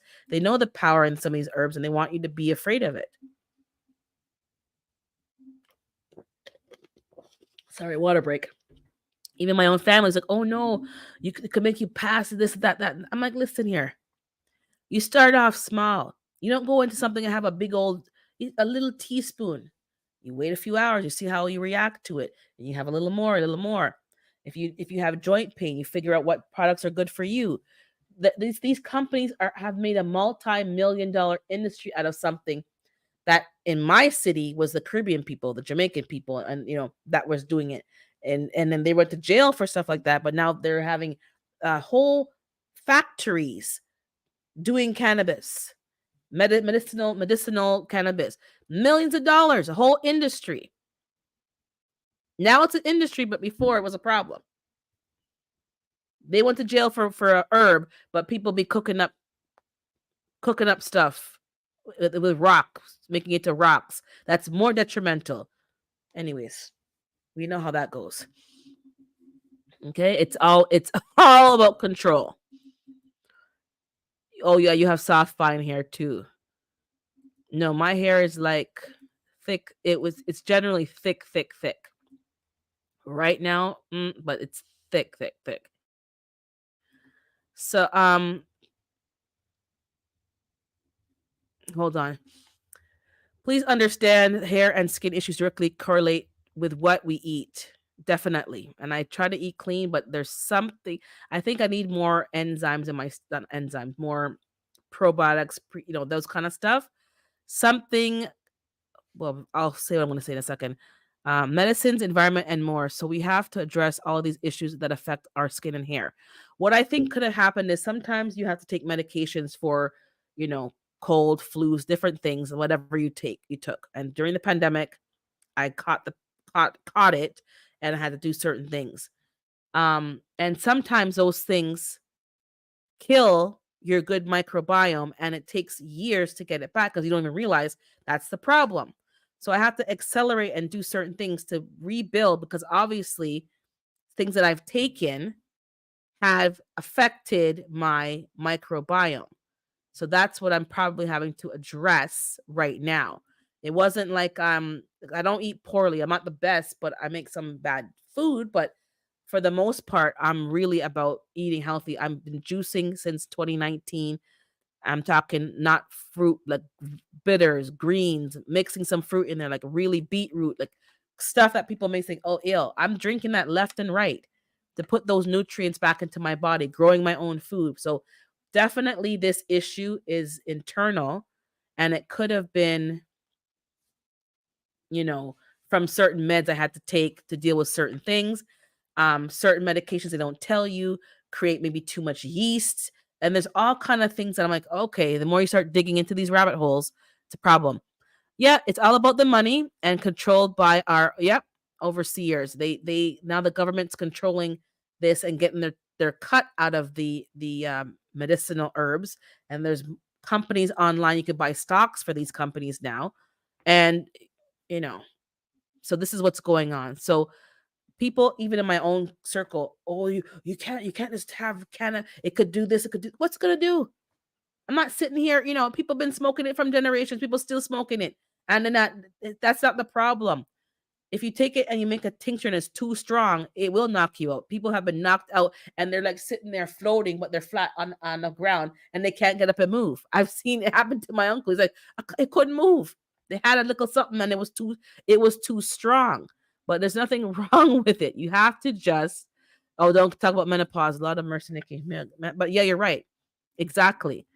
Diet, age, menopausal, and definitely stress. There's some stress, and it catches up with you. So I'm taking some corrective action, and to be honest, there's quite a few women that I'm seeing of a particular age.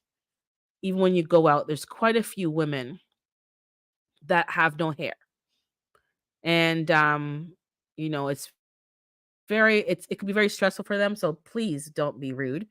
There's quite a few women I see out there's two men I know here, two men one at my church and one I work with. And when I met their wives, they're absolutely drop dead gorgeous, but they have no hair. And they don't hide that they don't have no hair. Sometimes maybe they used to, but they have no hair and they're drop dead gorgeous. But it is what it is. Like, there's a lot of people having issues. Um, it can't be resolved. Some people are wearing, wigs and stuff, which is fine. And then some people will say, "Oh, why is this person always wearing wigs?" Even on this one lady I watch on social media, and she has whatever it's called. She wears a lot of wigs. Sometimes she does not wear a wig. So you've seen her with no hair, and people have so much comments to make. Like, leave the woman alone. Leave the woman alone. This is what fennel is a herb. Fennel is a herb. It's a bulb, it's a plant. I juice that as well. I love the taste, but it's an herb, definitely. And those caterpillars love to lay their eggs upon the fennel. This black swallowtail, dill and fennel. How Ask me how I know. Because as soon as you start adding new things to your garden, you're adding new insects. Eat some raw food every day and watch. Yes, that's what I'm trying to do with smoothies, juicing, sauerkraut, kombucha, fermented foods help with my digestive health. My elbow, sorry, is hurting me. I meant to say ouch.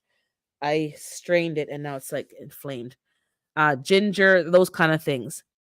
With 100 trillion entities in every earthling, looking at live blood under the microscope can be very scary.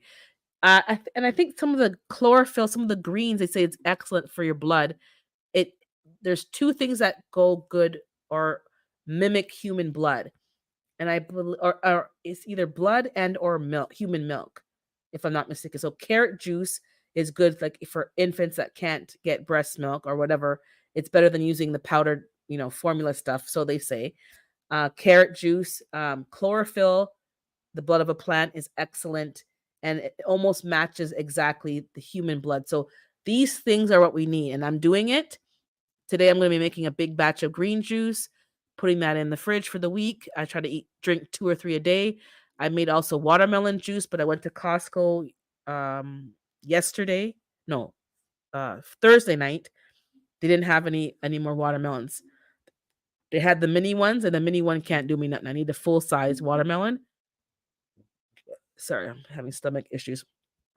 Um, and so I might do a cantaloupe with carrots and some, golden beets, but that kind of thing. So I definitely speak for that.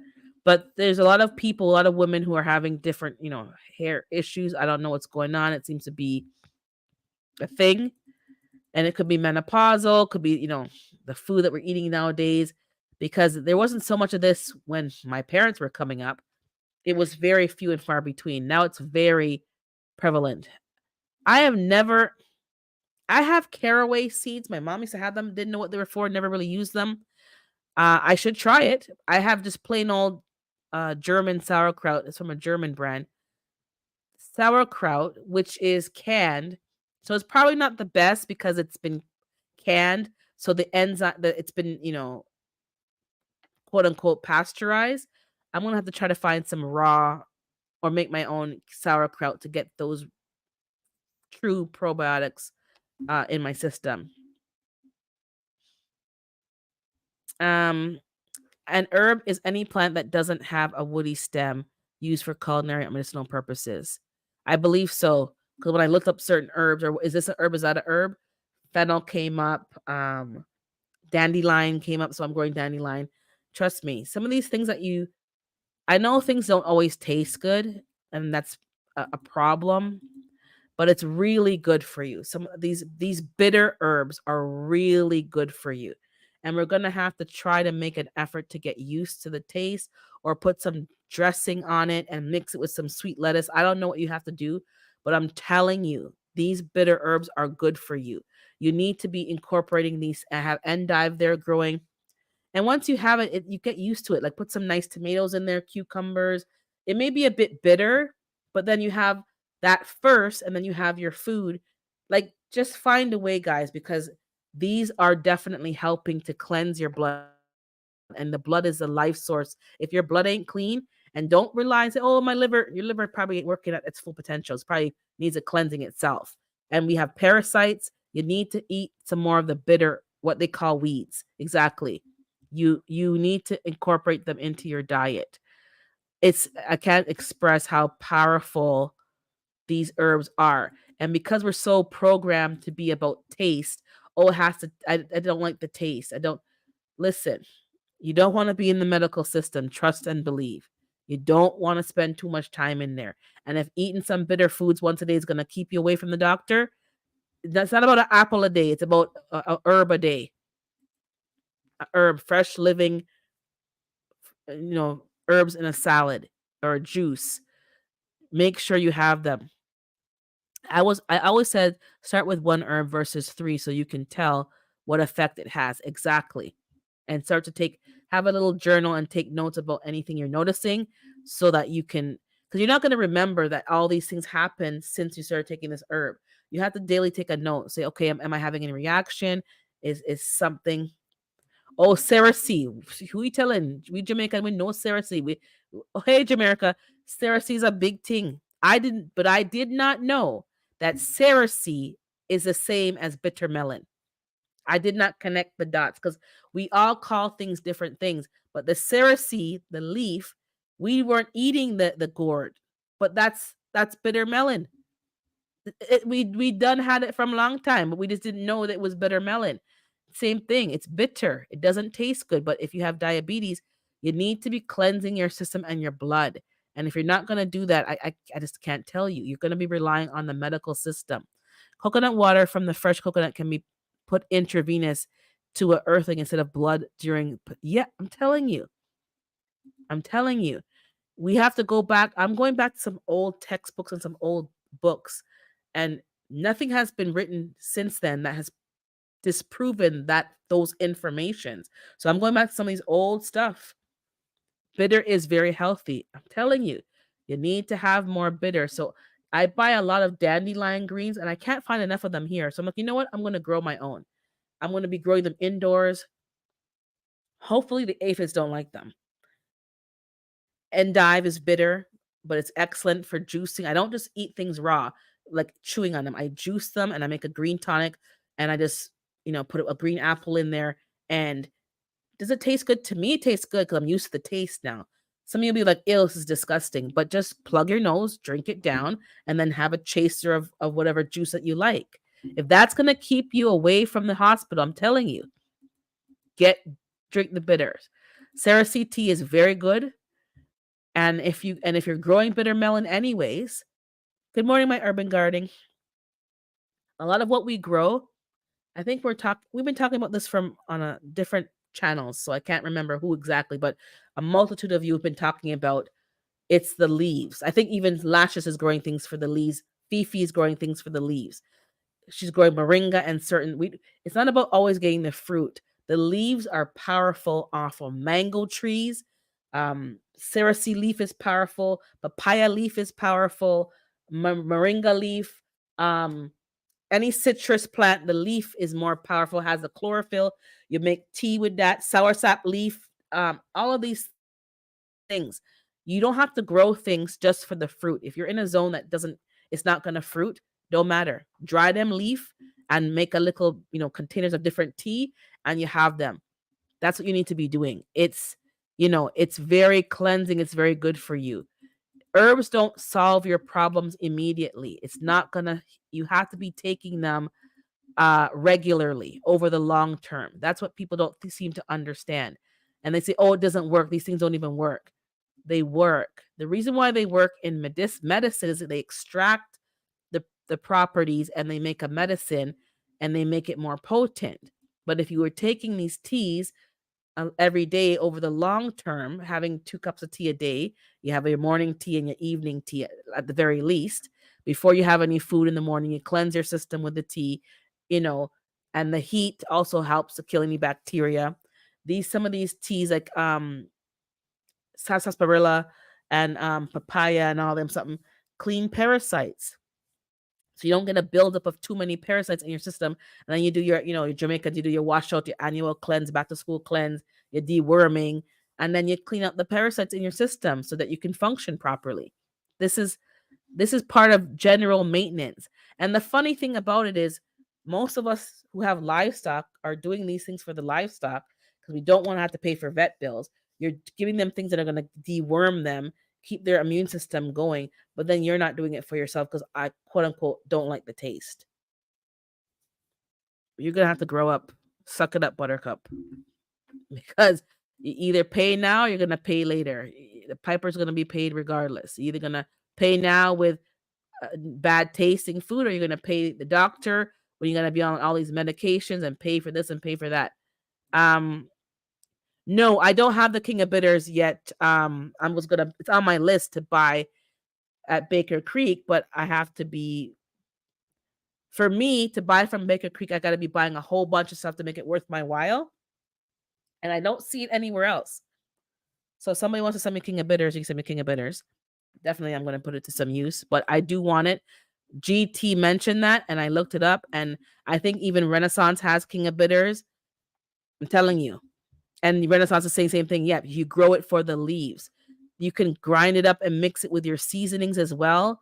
Some people use different cultures use these things in their seasonings. They use leaves to roast certain foods in, and it leaches into the food. Like there's not just one way to do things. If you don't want tea, you can mix it with, maybe I can add it to my butter. I don't know. I'm gonna figure out some stuff. Leaves have amino acids. And what's an amino acid now that we know? Protein. And this is the building that's right, a protein for healthy human earthling and creatures that are 10 times stronger than humans. And where do plant-based animals in nature get? Gorillas, rhinoceroses, and whatever else is plant-based, and they're so huge and powerful. Um, they get their amino acids for the protein from plants.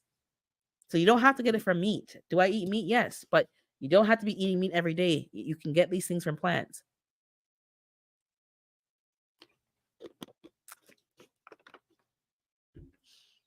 But thank you, Sam. So I'll send you, Mama, my address, and you already have my address, Sam, because I never made a mistake with my address with you. I mistyped it with G. I mistyped it. Right now, more people should detox and don't. I'm telling you, we need to detox. There's a lot of parasites. I'm telling you, and there's no if, ands, or buts about it. I was even watching a video. It came up. I don't even know how it came up because it wasn't my usual profile, and it was about diabetics. And one doctor from way back was saying it's linked to a parasite. I'm not saying that diabetes is not diabetes, but when you start digging deeper, there's a parasite, and I forgot the name of the parasite, but if you Google, is diabetes linked to a parasite, I'm sure it'll pop up. And the parasite does something to make your body push out more insulin or something to that effect. And then that's why you kind of building up more insulin resistance, and it makes you crave more sugar and things that are going to trigger more insulin. So there's a parasite, and it's from what he said, it's hard to get rid of because people don't even know that it's a parasite. Anyways, a lot of the things that we are suffering from, I definitely believe it's linked to parasites. And the longer they're in our system and the more they breed and multiply, the worse that it is. And all they're doing is they're dealing with symptomology, and they're not dealing with root causes. So for those of you, I know my mom was getting good results with bitter lemon and certain things. And people, the first thing they say, oh, you can't eat fruit because you're diabetic. Well, after listening to Yaki Awaken and doing some little digging, that's not really true. Certain things will spike it, and but there's fruits that you definitely can't eat, and the fruits are not the root cause. The root cause is something else, and we need to start going deeper because the doctors are not going deeper. They're just going to give you a pill, type 1 or type 2 insulin, needle, and then that's what they're going to be doing. But you haven't solved the issue, what's going on in the pancreas. And if it's a parasite, which most likely that's part of the problem, it may not be the complete problem, but it's definitely part of the problem. If you can start cleansing and getting these things out your system, your organs will operate the way that they're supposed to. And you can probably eat things that you've removed from your diet because your body is not overproducing insulin. So just do some more research, because I'm at a point where now whatever the doctor tells me, I don't fully take it as gospel truth. I got to dig deeper because they're not helping me come off of medication. They're helping me get on to more medication. That's just feeding the system. I'm not doing that. But you need to detox, and you need to detox regularly. My chiropractor would make us fast once a week. Saturdays was you have bone broth, and you cleanse your system every week. You don't have to do these big, huge, massive detoxing, and you have to buy this product once a week. Every Sunday night in our household growing up, Sunday night was porridge. You had a Sunday lunch dinner, quote unquote dinner, but Sunday night was light because you can't keep eating all this food. You eat porridge for dinner. Yeah, on Sunday nights we had porridge for dinner, cornmeal porridge or oats porridge or some kind of medley. So Monday you could start off the week and you weren't so clogged up and so, heavy. Fasting one day a week is good. Doing a half day fast, maybe, Stop eating at a certain time. Let your body do what it needs to do. Most of us are overweight in some form or fashion. Not all of us, but some of us, myself included, are overweight. There's really no need for it. We don't have to let yourself go. You can eat a lot of food, but keep it within a certain window. Let your body have a time to rest and break it down. The best chlorophyll comes from plants, not pills. I don't even take people have buy chlorophyll like the drops. What's the point? You don't need no chlorophyll drops. Go take the greens and put them in your juicer, grind them up and juice them up or put them in a smoothie. You don't need to be buying even that. Why are you buying chlorophyll? 300 enzyme reactions in the human daily. So eat 80% fresh food and get my stomach is growling, my god. And get enzymes for complex molecule building. Yes, you need to eat more fresh fruits and vegetables. That's been a problem that we've been seeing as you go back and start seeing them implementing the food pyramids and all these different things and how much grains and all these things were heavily on the menu. Stop listening to the powers that be and start going back to what our ancestors were eating and drinking. And Kool-Aid was not on the menu. All these powdery, syrupy drinks. Nah, man. I'm eating more fresh fruits and vegetables. And if you're doing that, you need to be growing your own because there's so much interference with what we're getting. Um, I think it was Grow Big TV and then somebody else as well mentioned on his community tab that there's chemicals found in, I think it was kale. And there was more chemicals found in the organic kale than the conventionally grown kale. How is it that the organic one has more chemicals than the conventionally grown kale? Don't know, don't care. Grow your own kale. These things are not hard to grow. They're very vigorous, robust. They're cold tolerant. You can grow them late into the season for here, like up until November. It was freezing, but there was kale.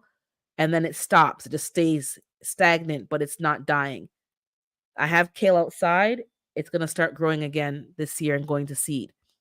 You can grow a lot more than you think, even in a cold climate. Hot climates are a bit different. You may need more shade and more, hydration and different things like, your different zones, but you can grow more than you think and grow your own food. If you have a organic farmer that's really actually organic, make some connections and buy direct from the farmer. Cut out the middle person, cut out the distribution, the stores, go direct to farmer. If they let you visit the farm, go and see the farm, see how they grow, what they're using, and check them out. But you're gonna have to have a source of food that's not from the grocery store because there's a lot of chemicals, and they're testing the organics and they're coming out worse than conventional. Some of the organics that you're buying are not even grown in your own country. That's part of the problem. And you're going to have to start digging a little deeper. The labels, we hope that they're organic, but they're sometimes really not. So you're going to need to step out of your comfort zone and you're going to have to find direct to farmer, because if you're eating all these chemicals, it's only a matter of time. Like there's that you're going to be in the healthcare system. It's only a matter of time. There's no ifs, ands, or buts about it. And you don't want to be doing that. And the children nowadays, compared to us, are being exposed to 10, 20 times more chemicals than we ever were. So we may not see that damage in our bodies, but there's a lot of younger people. Somebody at my sister's workplace passed away. He had a heart attack at the gas station. He was only he wasn't even 40 yet, from what I understand. How's a 40-year-old having a heart attack and they had talked to him the day before and all of a sudden he's gone. There's a lot of people of a younger age that are dropping like flies. Heart attacks, strokes. If they're not dropping, they're having long-term damage. I'm gonna tape the fenugreek seeds so that they don't move around. Okay, you don't have to tape it. I don't think you have to tape it, but just or just put it in a little zip baggie. It should be fine. It's fine. The ones you sent before in the yellow envelope, they were fine. As long as it's in a sealed either the envelope or a little baggie, and Garden State sent me something, they were fine. But if you're gonna be jingling around, but I wouldn't even worry about it. Um, but yeah, if you want to tape it down, that's fine. Or put in a tiny bag where it's not gonna move around so much. I put yours in a padded envelope, so they're probably not gonna hear it making noise. Walking, yes, walking. That's why I'm getting the TV so I can do some walking indoors. When it's warm enough, I'll go outside, but I don't want to have an excuse to not do it. So if it's raining or if it's cold, put on the TV. They have a circuit. You do the circuit. I have some hand weights. You do it right in the living room and you exercise. Exercise is very important of us of a particular age. You keep your heart and your lungs pumping and it helps you detox as well, which is why they're promoting trampoline and the bouncing things. It helps your lymphatic drainage drain out and remove toxins. And that is part of our health and wellness. We're not removing toxins. And a lot of the things that are happening, it's because there's too much trash in our system. I am eating chickweed right now. I don't think I've ever had chickweed, but I have some bean sprouts, some mung bean sprouts. I give it to my chickens, but I eat like some myself. And you can taste the green. It's almost like a green high.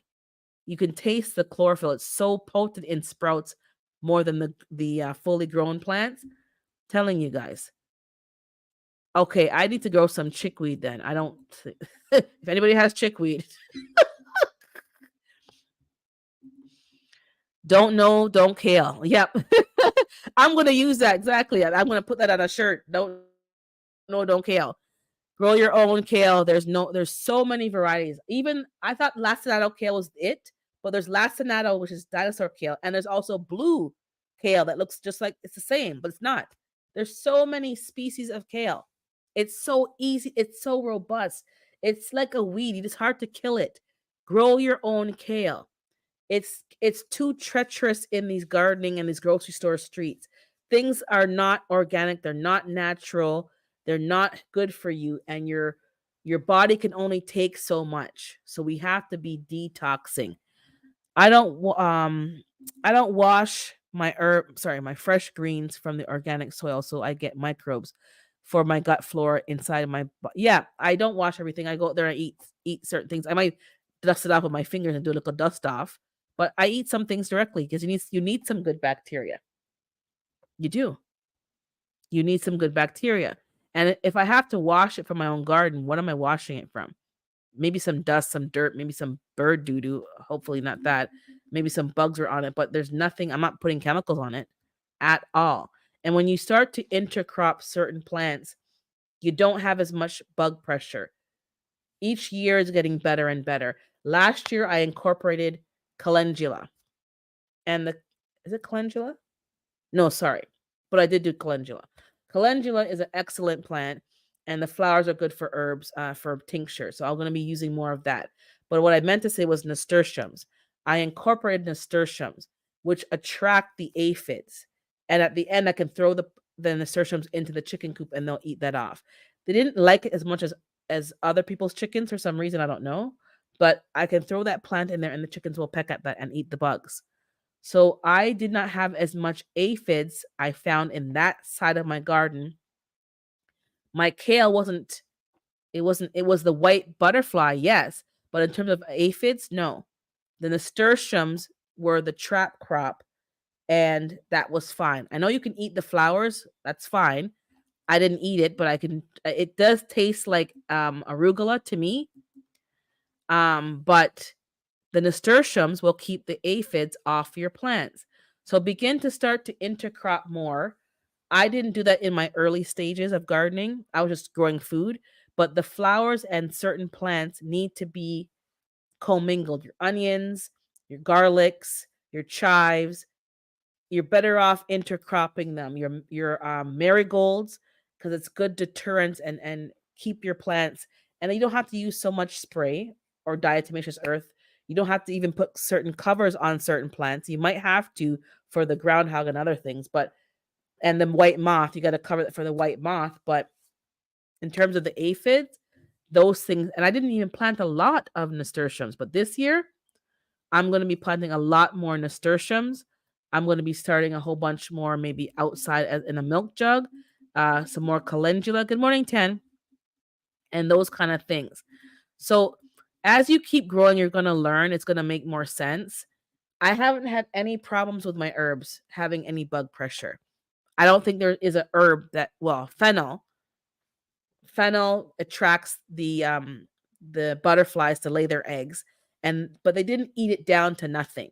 Like they may ate a couple of stems, but the bulb was what I want for the fennel. It wasn't a big deal. The dill, same thing.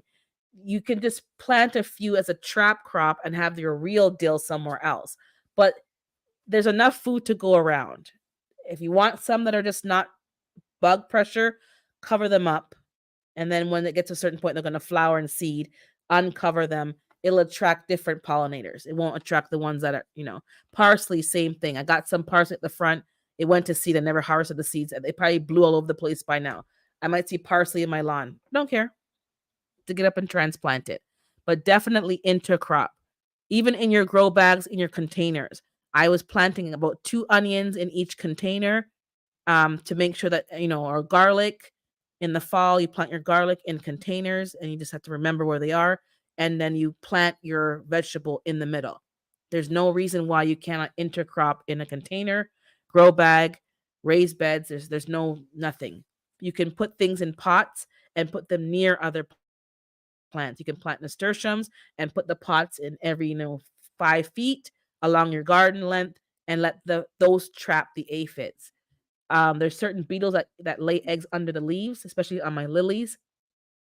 You can use DE, but be careful not to overuse certain things, even though they're natural, because you don't want to interfere with your bees, your bumblebees, your carpenter bees, your honeybees, all those other pollinators.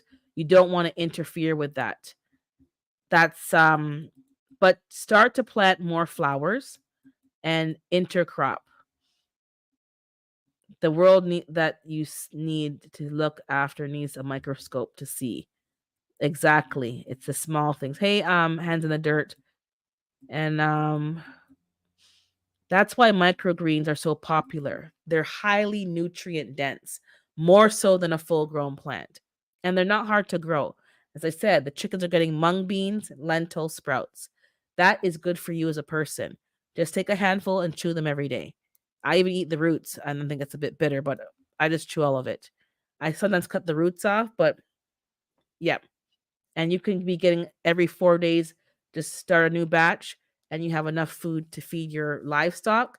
Livestock could be your chickens, your goats, whatever you have that in the winter months you don't have as much hay, and you're giving them living food.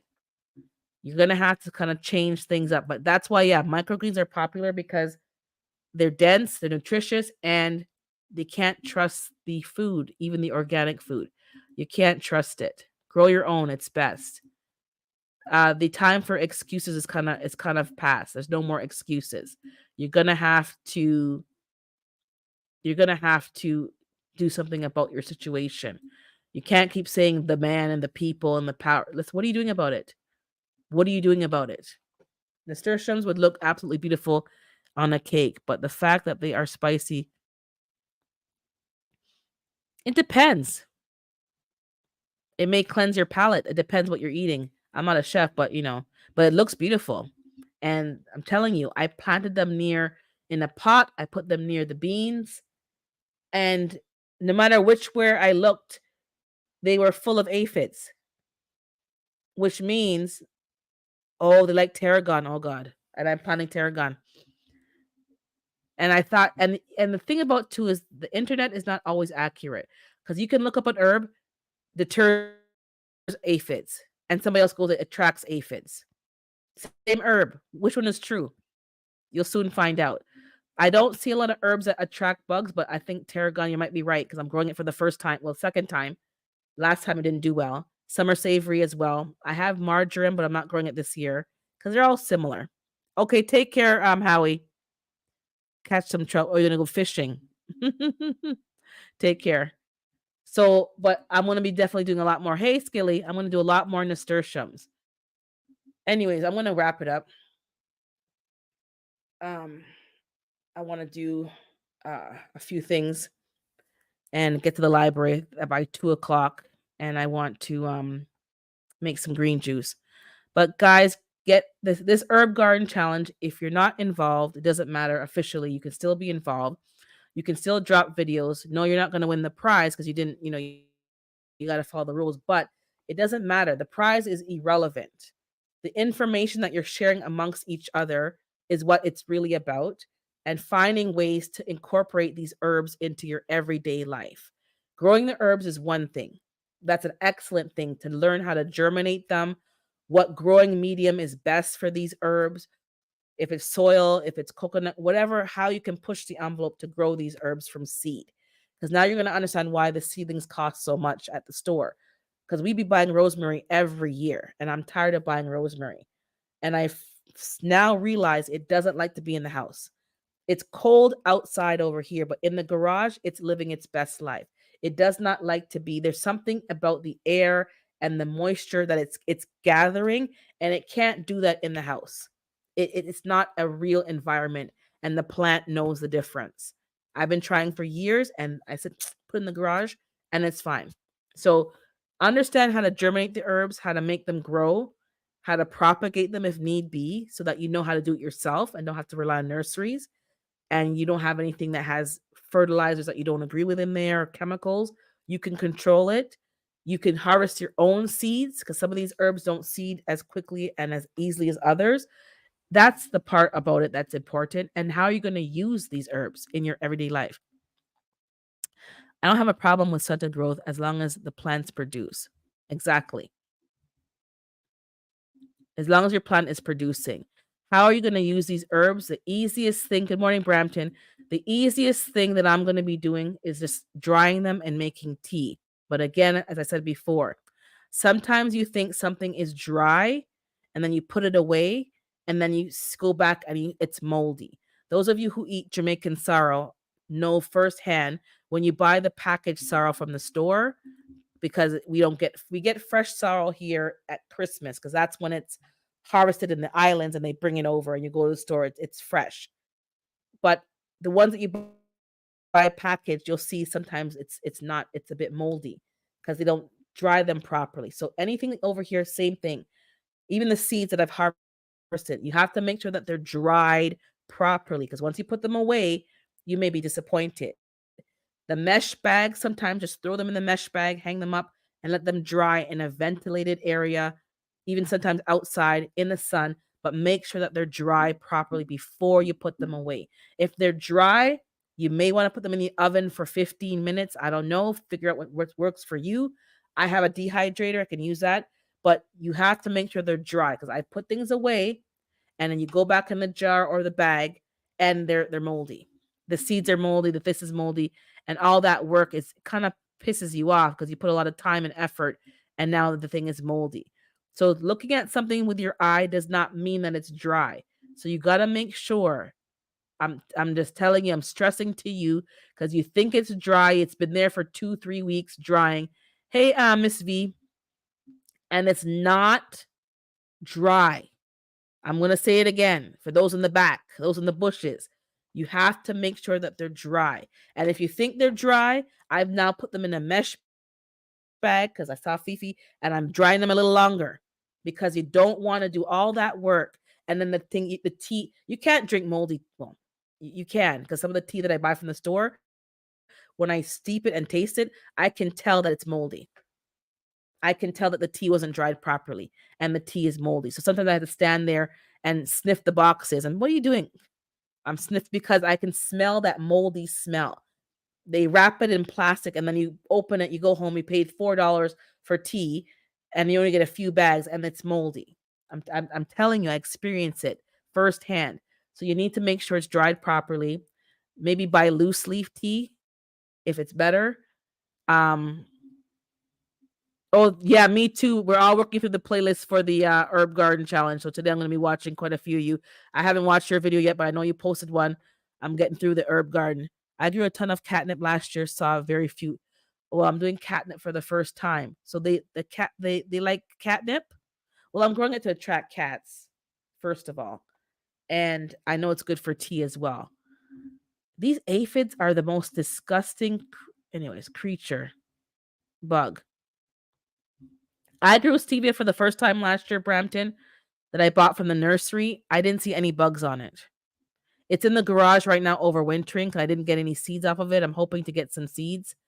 Um, but I'll see. But the stevia didn't have any bugs. Mind you, I had other things around in the area, like I had leeks, I had, other plants. So maybe that was a deterrent. I don't know. But I didn't have much bug pressure on any of my herbs. But I'm gonna check the catnip now that Renaissance said that. But I'll definitely be planting more onions around different things and seeing what's going on and take some notes. Have a notebook for your garden because you think you're gonna remember everything, and especially new crops, and just watch what you notice, and so you can take some notes and figure out what's gonna work next year. It'll be fun spending with everyone, so definitely join if you want. Yeah, just join for the information. If you didn't do your video yesterday, you're not gonna win a prize, but don't worry about that. The prize is the knowledge. Um, I found some old hold on. I found some cold hardy rosemary that can stay outside in my zone. Hold on, where's my trusty envelope?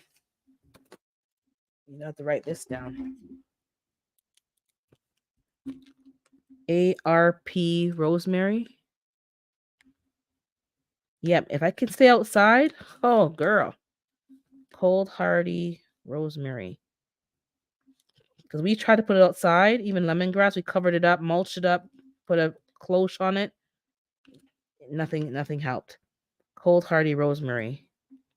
I guess with an IE instead of a Y. Okay. And then you had also mentioned the thing there I have on my Amazon. Okay. Give me a second. Okay. I'm going to look for that. I don't know if you know if it was a Baker Creek thing or it's something else. I've never had that problem. I usually forget about them for months. Then it's like, oh yeah, okay, good. I grew stevia. I don't like stevia. I don't even like when I bought stevia in the powdered form. It's the aftertaste I'm not a fan of, but I don't hate it.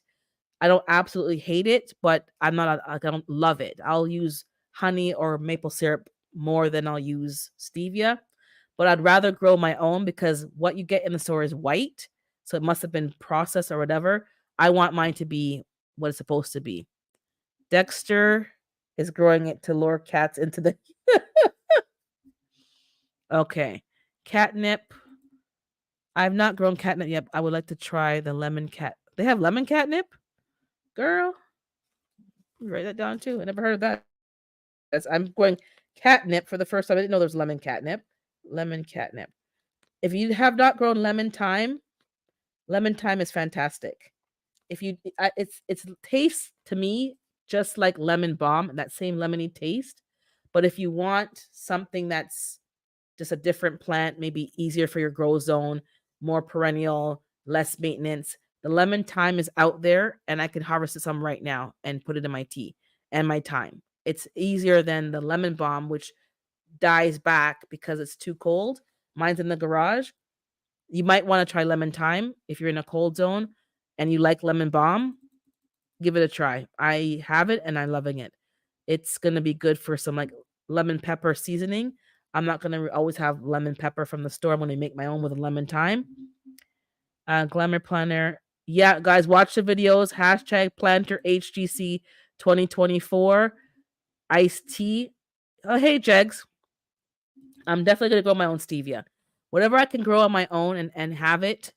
Now, I don't know how much I need to grow to make a good bottle container of dried stevia I can use to sweeten my stuff, but again, grow your own stuff. It tastes better. Yes, it's a great herb garden challenge. Oh, no problem, Miss V. Um, you're a busy lady, so people understand if you don't respond. Hey, David. But yeah, get your herbs growing. If whether or not you're in the challenge, it's irrelevant. Just get in the swing, get in the hashtag, watch each other's content, see some new people that you may not have seen before. Some people you haven't watched the channel in a while because it's hard to get around. Check them out, support what they're doing, get some tips. Oh, you're trying to pee on your lemon thyme? I don't have a pet like that. That's why I don't like when animals pee. See, I don't have to wash my stuff before I eat it, and I don't have to wash it. Creeping time. Yeah, I'm telling you, some of these herbs can take a harsh winter. So If you're in a cold zone, trust me, my lavender is looking really nice outside. It's loving it. And I have one in a nursing pot that nursery pot I didn't plant in the ground. I'm looking for my white lavender. I bought white lavender from Canadian Tire a few years ago. It died. I need some more white lavender. So I'll try Canadian Tire again. We'll see, but I haven't seen any seeds for it. I'll figure that out. But try some new herbs. Try some staple herbs that you may have not grown, but you just go and buy them from the store. I know they have basil in every grocery store. You can buy basil, if that's how you want to grow it from a start, even that's fine. You don't have to be in the challenge by seed, but buy some basil, plant it in a pot. It's very resilient. Harvest it regularly, and it can survive indoors, no problem.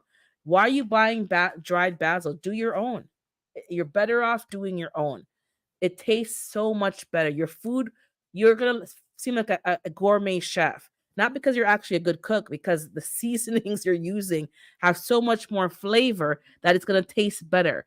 Your salmon will taste better when you use your own dill and your own, if you do a lemon dill salmon, um, the lemon, it's gonna taste so much. I'm telling you, my own thyme tastes so much better. Stuff in the store is processed and mixed with erythritol sometimes. So exactly. And I used it because you have nothing else to use, and sometimes it's better than using sugar when you're trying to cut back and get off that sweet craving. But I'm gonna start growing my own. Then that was my first time last year. If I don't get seeds off of it, I'm just gonna buy some seeds. It's not a big deal, and grow it in abundance so I can harvest it. Um, yeah, she's saying that you're gonna grow some awesome herbs that you never thought of growing. Um, so those of you who are gonna send me some seeds, thank you. I appreciate the fenugreek and the other thing that's coming my way. Marshmallow, I will send the email out today. I don't journal enough, and I realize you need to journal. You need to journal because I was just adding in new plants and then getting upset when I saw all these new bugs. But if I had journaled it and took some notes, I would have better incorporated it in where I planted it in my garden. And planting more than I need so that I have some that's going to be a trap crop over there, and the ones over here will not be a trap crop. That will be the ones that I eat from. And then even the trap crop, when it comes to those butterflies, there's still enough left for you to use the root of the plant, like the fennel, the beets. I have never had a hard time with beets. Last year I did not get one choga beet, and I barely got any golden beets. So I'm going to amend that soil. I'm going to amend those containers. I'm going to mix and match, put some in grow bags and some in pots. I'm not a fan of grow bags. All my grow bags have all these holes in them because the potato bugs and roly polies be chewing through, the earwigs be chewing through the bags, and I have to have all these dirt just rolling out. It doesn't make sense. So I have grow bags, even in the garage, brand new in the pack. I'm gonna put them in totes because the mice be doing some foolishness in there sometimes. But I'm not gonna really be. Grow bags are good for air pruning, but the bugs chew through them like they're eating a snack. I have to put iron-on patches on these bags so that they don't have the dirt rolling out. Him and the bunnies, exactly. Um, White borage grew like a tree. I'm going back to the blue borage. Oh, too big. I bought borage for the first time. I didn't plant it yet. I'm not sure if I'm going to plant it because I want to just focus on the 10 and a few of the others like the stevia, the rosemary, and then next year. But maybe I'll do it. I don't know. But I bought the blue borage. I didn't know there was white. So you have a list, man. Um, Raquel saying I journaled really good in 2020 and 2022. Last year was touch and go. This year I've been awful. Yeah, do what you can, but I think journaling will kind of show you when you go back, oh, this happened, oh, that happened. Okay, it'll make more sense because you can't remember everything. You cannot remember everything. Hubby got my bags with the whippersnipper. Oh, he cut the oh god. And then I put my grow bags in those Dollar Tree oil pans from the mechanic department, the ones that can fit in there anyways, because the bags dry out so quickly. When you water it, the water literally rolls out. So you'll see in my garden in the videos and maybe past videos, I have a black pan that the bags are sitting in. So when I water, it sits in the water and then it sucks it back up. If it rains or if it's a lot of water, you'll see me pour it off. But most likely than not, I'm going to be putting a bit of mosquito bits in those pans to keep mosquitoes from growing. It's not unsafe for the plant. It's not unsafe. It's good for the soil. I'll be putting some mosquito bits around into the water. So that way the plants don't need so much watering. And that worked for me last year because watering grow bags is very time consuming. I don't have drip feed, but the grow bags dry out. And if you're not prepared for that, you're going to get pissed off. It's a lot of time. Urban, would you happen to have any extra CVCs? Not yet. Mine didn't go to seed. It's in the garage, but it didn't go to seed. So I don't know if it's an annual, it goes to seed, or if it's a biannual. I don't even know. But if I get seeds, I'll tell you. But he didn't. Bean Juice loves to eat the fresh. Oh, he does. So do I. But he didn't save enough for the plant for it to photosynthesize and survive. Okay, I will see, but I don't have any seeds for sure because it didn't. It did not. It didn't bolt yet. So I'm waiting for it to see. It's in the garage. The parsley bolted and all the other stuff did, but not my stevia. And I figured I don't want to have to buy it again next year. And I never saw stevia before until last year, to be honest. So I think the stores over here, again, Canadian Tire, that's where I got mine from, because they put their plants on clearance. I don't find that the orange store or the blue store sometimes, the orange store, no. But Canadian Tire marks down their seedlings. And I've gone there and they don't always water them at certain stores, at certain locations, so they mark it down. They want to get rid of them. I never saw stevia before until last year. I don't think I've noticed it, but I'm sure I never seen it before. They had stevia. One second here. I don't know how to get rid of roly-poly. Well, hold on, let me go back up before I forget. Amending the soil could help. It's probably depleted and it's probably too compacted. I have to dump the soil out the pot, kind of fluff it up, maybe add some more. Well, I've never put perlite in that. Maybe add something to it and then put it back in. When you have containers and it's been sitting out all winter, snow on it, rain, it kind of just compacts. And then you loosen it up a bit to plant something, but it's a root crop. I need to loosen up the whole container. So I'm gonna do that because I did not get not even one Chioga beet. And I was looking forward to growing it. And I've never had a problem with beets ever in my life. Roly polies are not a bad thing, and Broke explained that in a video. They're good for composting. So you don't want to get rid of them. But if they're overloading your container, then yeah, it's a problem. Right now, my problem is earwigs, and those buggers bite you. So I can't be putting my bare hand in them in some of these containers. Like my radishes did well. My turnips, for the first time, did very well. I amended the soil. I don't know what I use. I think I used fish fertilizer, whatever I use, and it was much better. Because the year before, I think OCD or someone else said they're heavy feeders, and you got to amend the soil first. But the roly polies aren't a bad thing, but they will chew through grow bags. But you want them they help break things down and compost. So roly polies are your friend. They're annoying, but they're your friend. That's why I keep saucers under. Yes, keep saucers under your plants. I do that as well. But what happens is sometimes you step on them by accident because you're going between and they crack them. So I need some more saucers. Dollar Tree has some good saucers and Dollarama over here. So every year you'll see me buying a couple of new saucers. Dollarama, I think it's better because I think Dollar Tree are flimsy. I'll show you one. Hold on. I'm going to show you because they're flimsy and useless. I think I have them in here right now. Let me show you.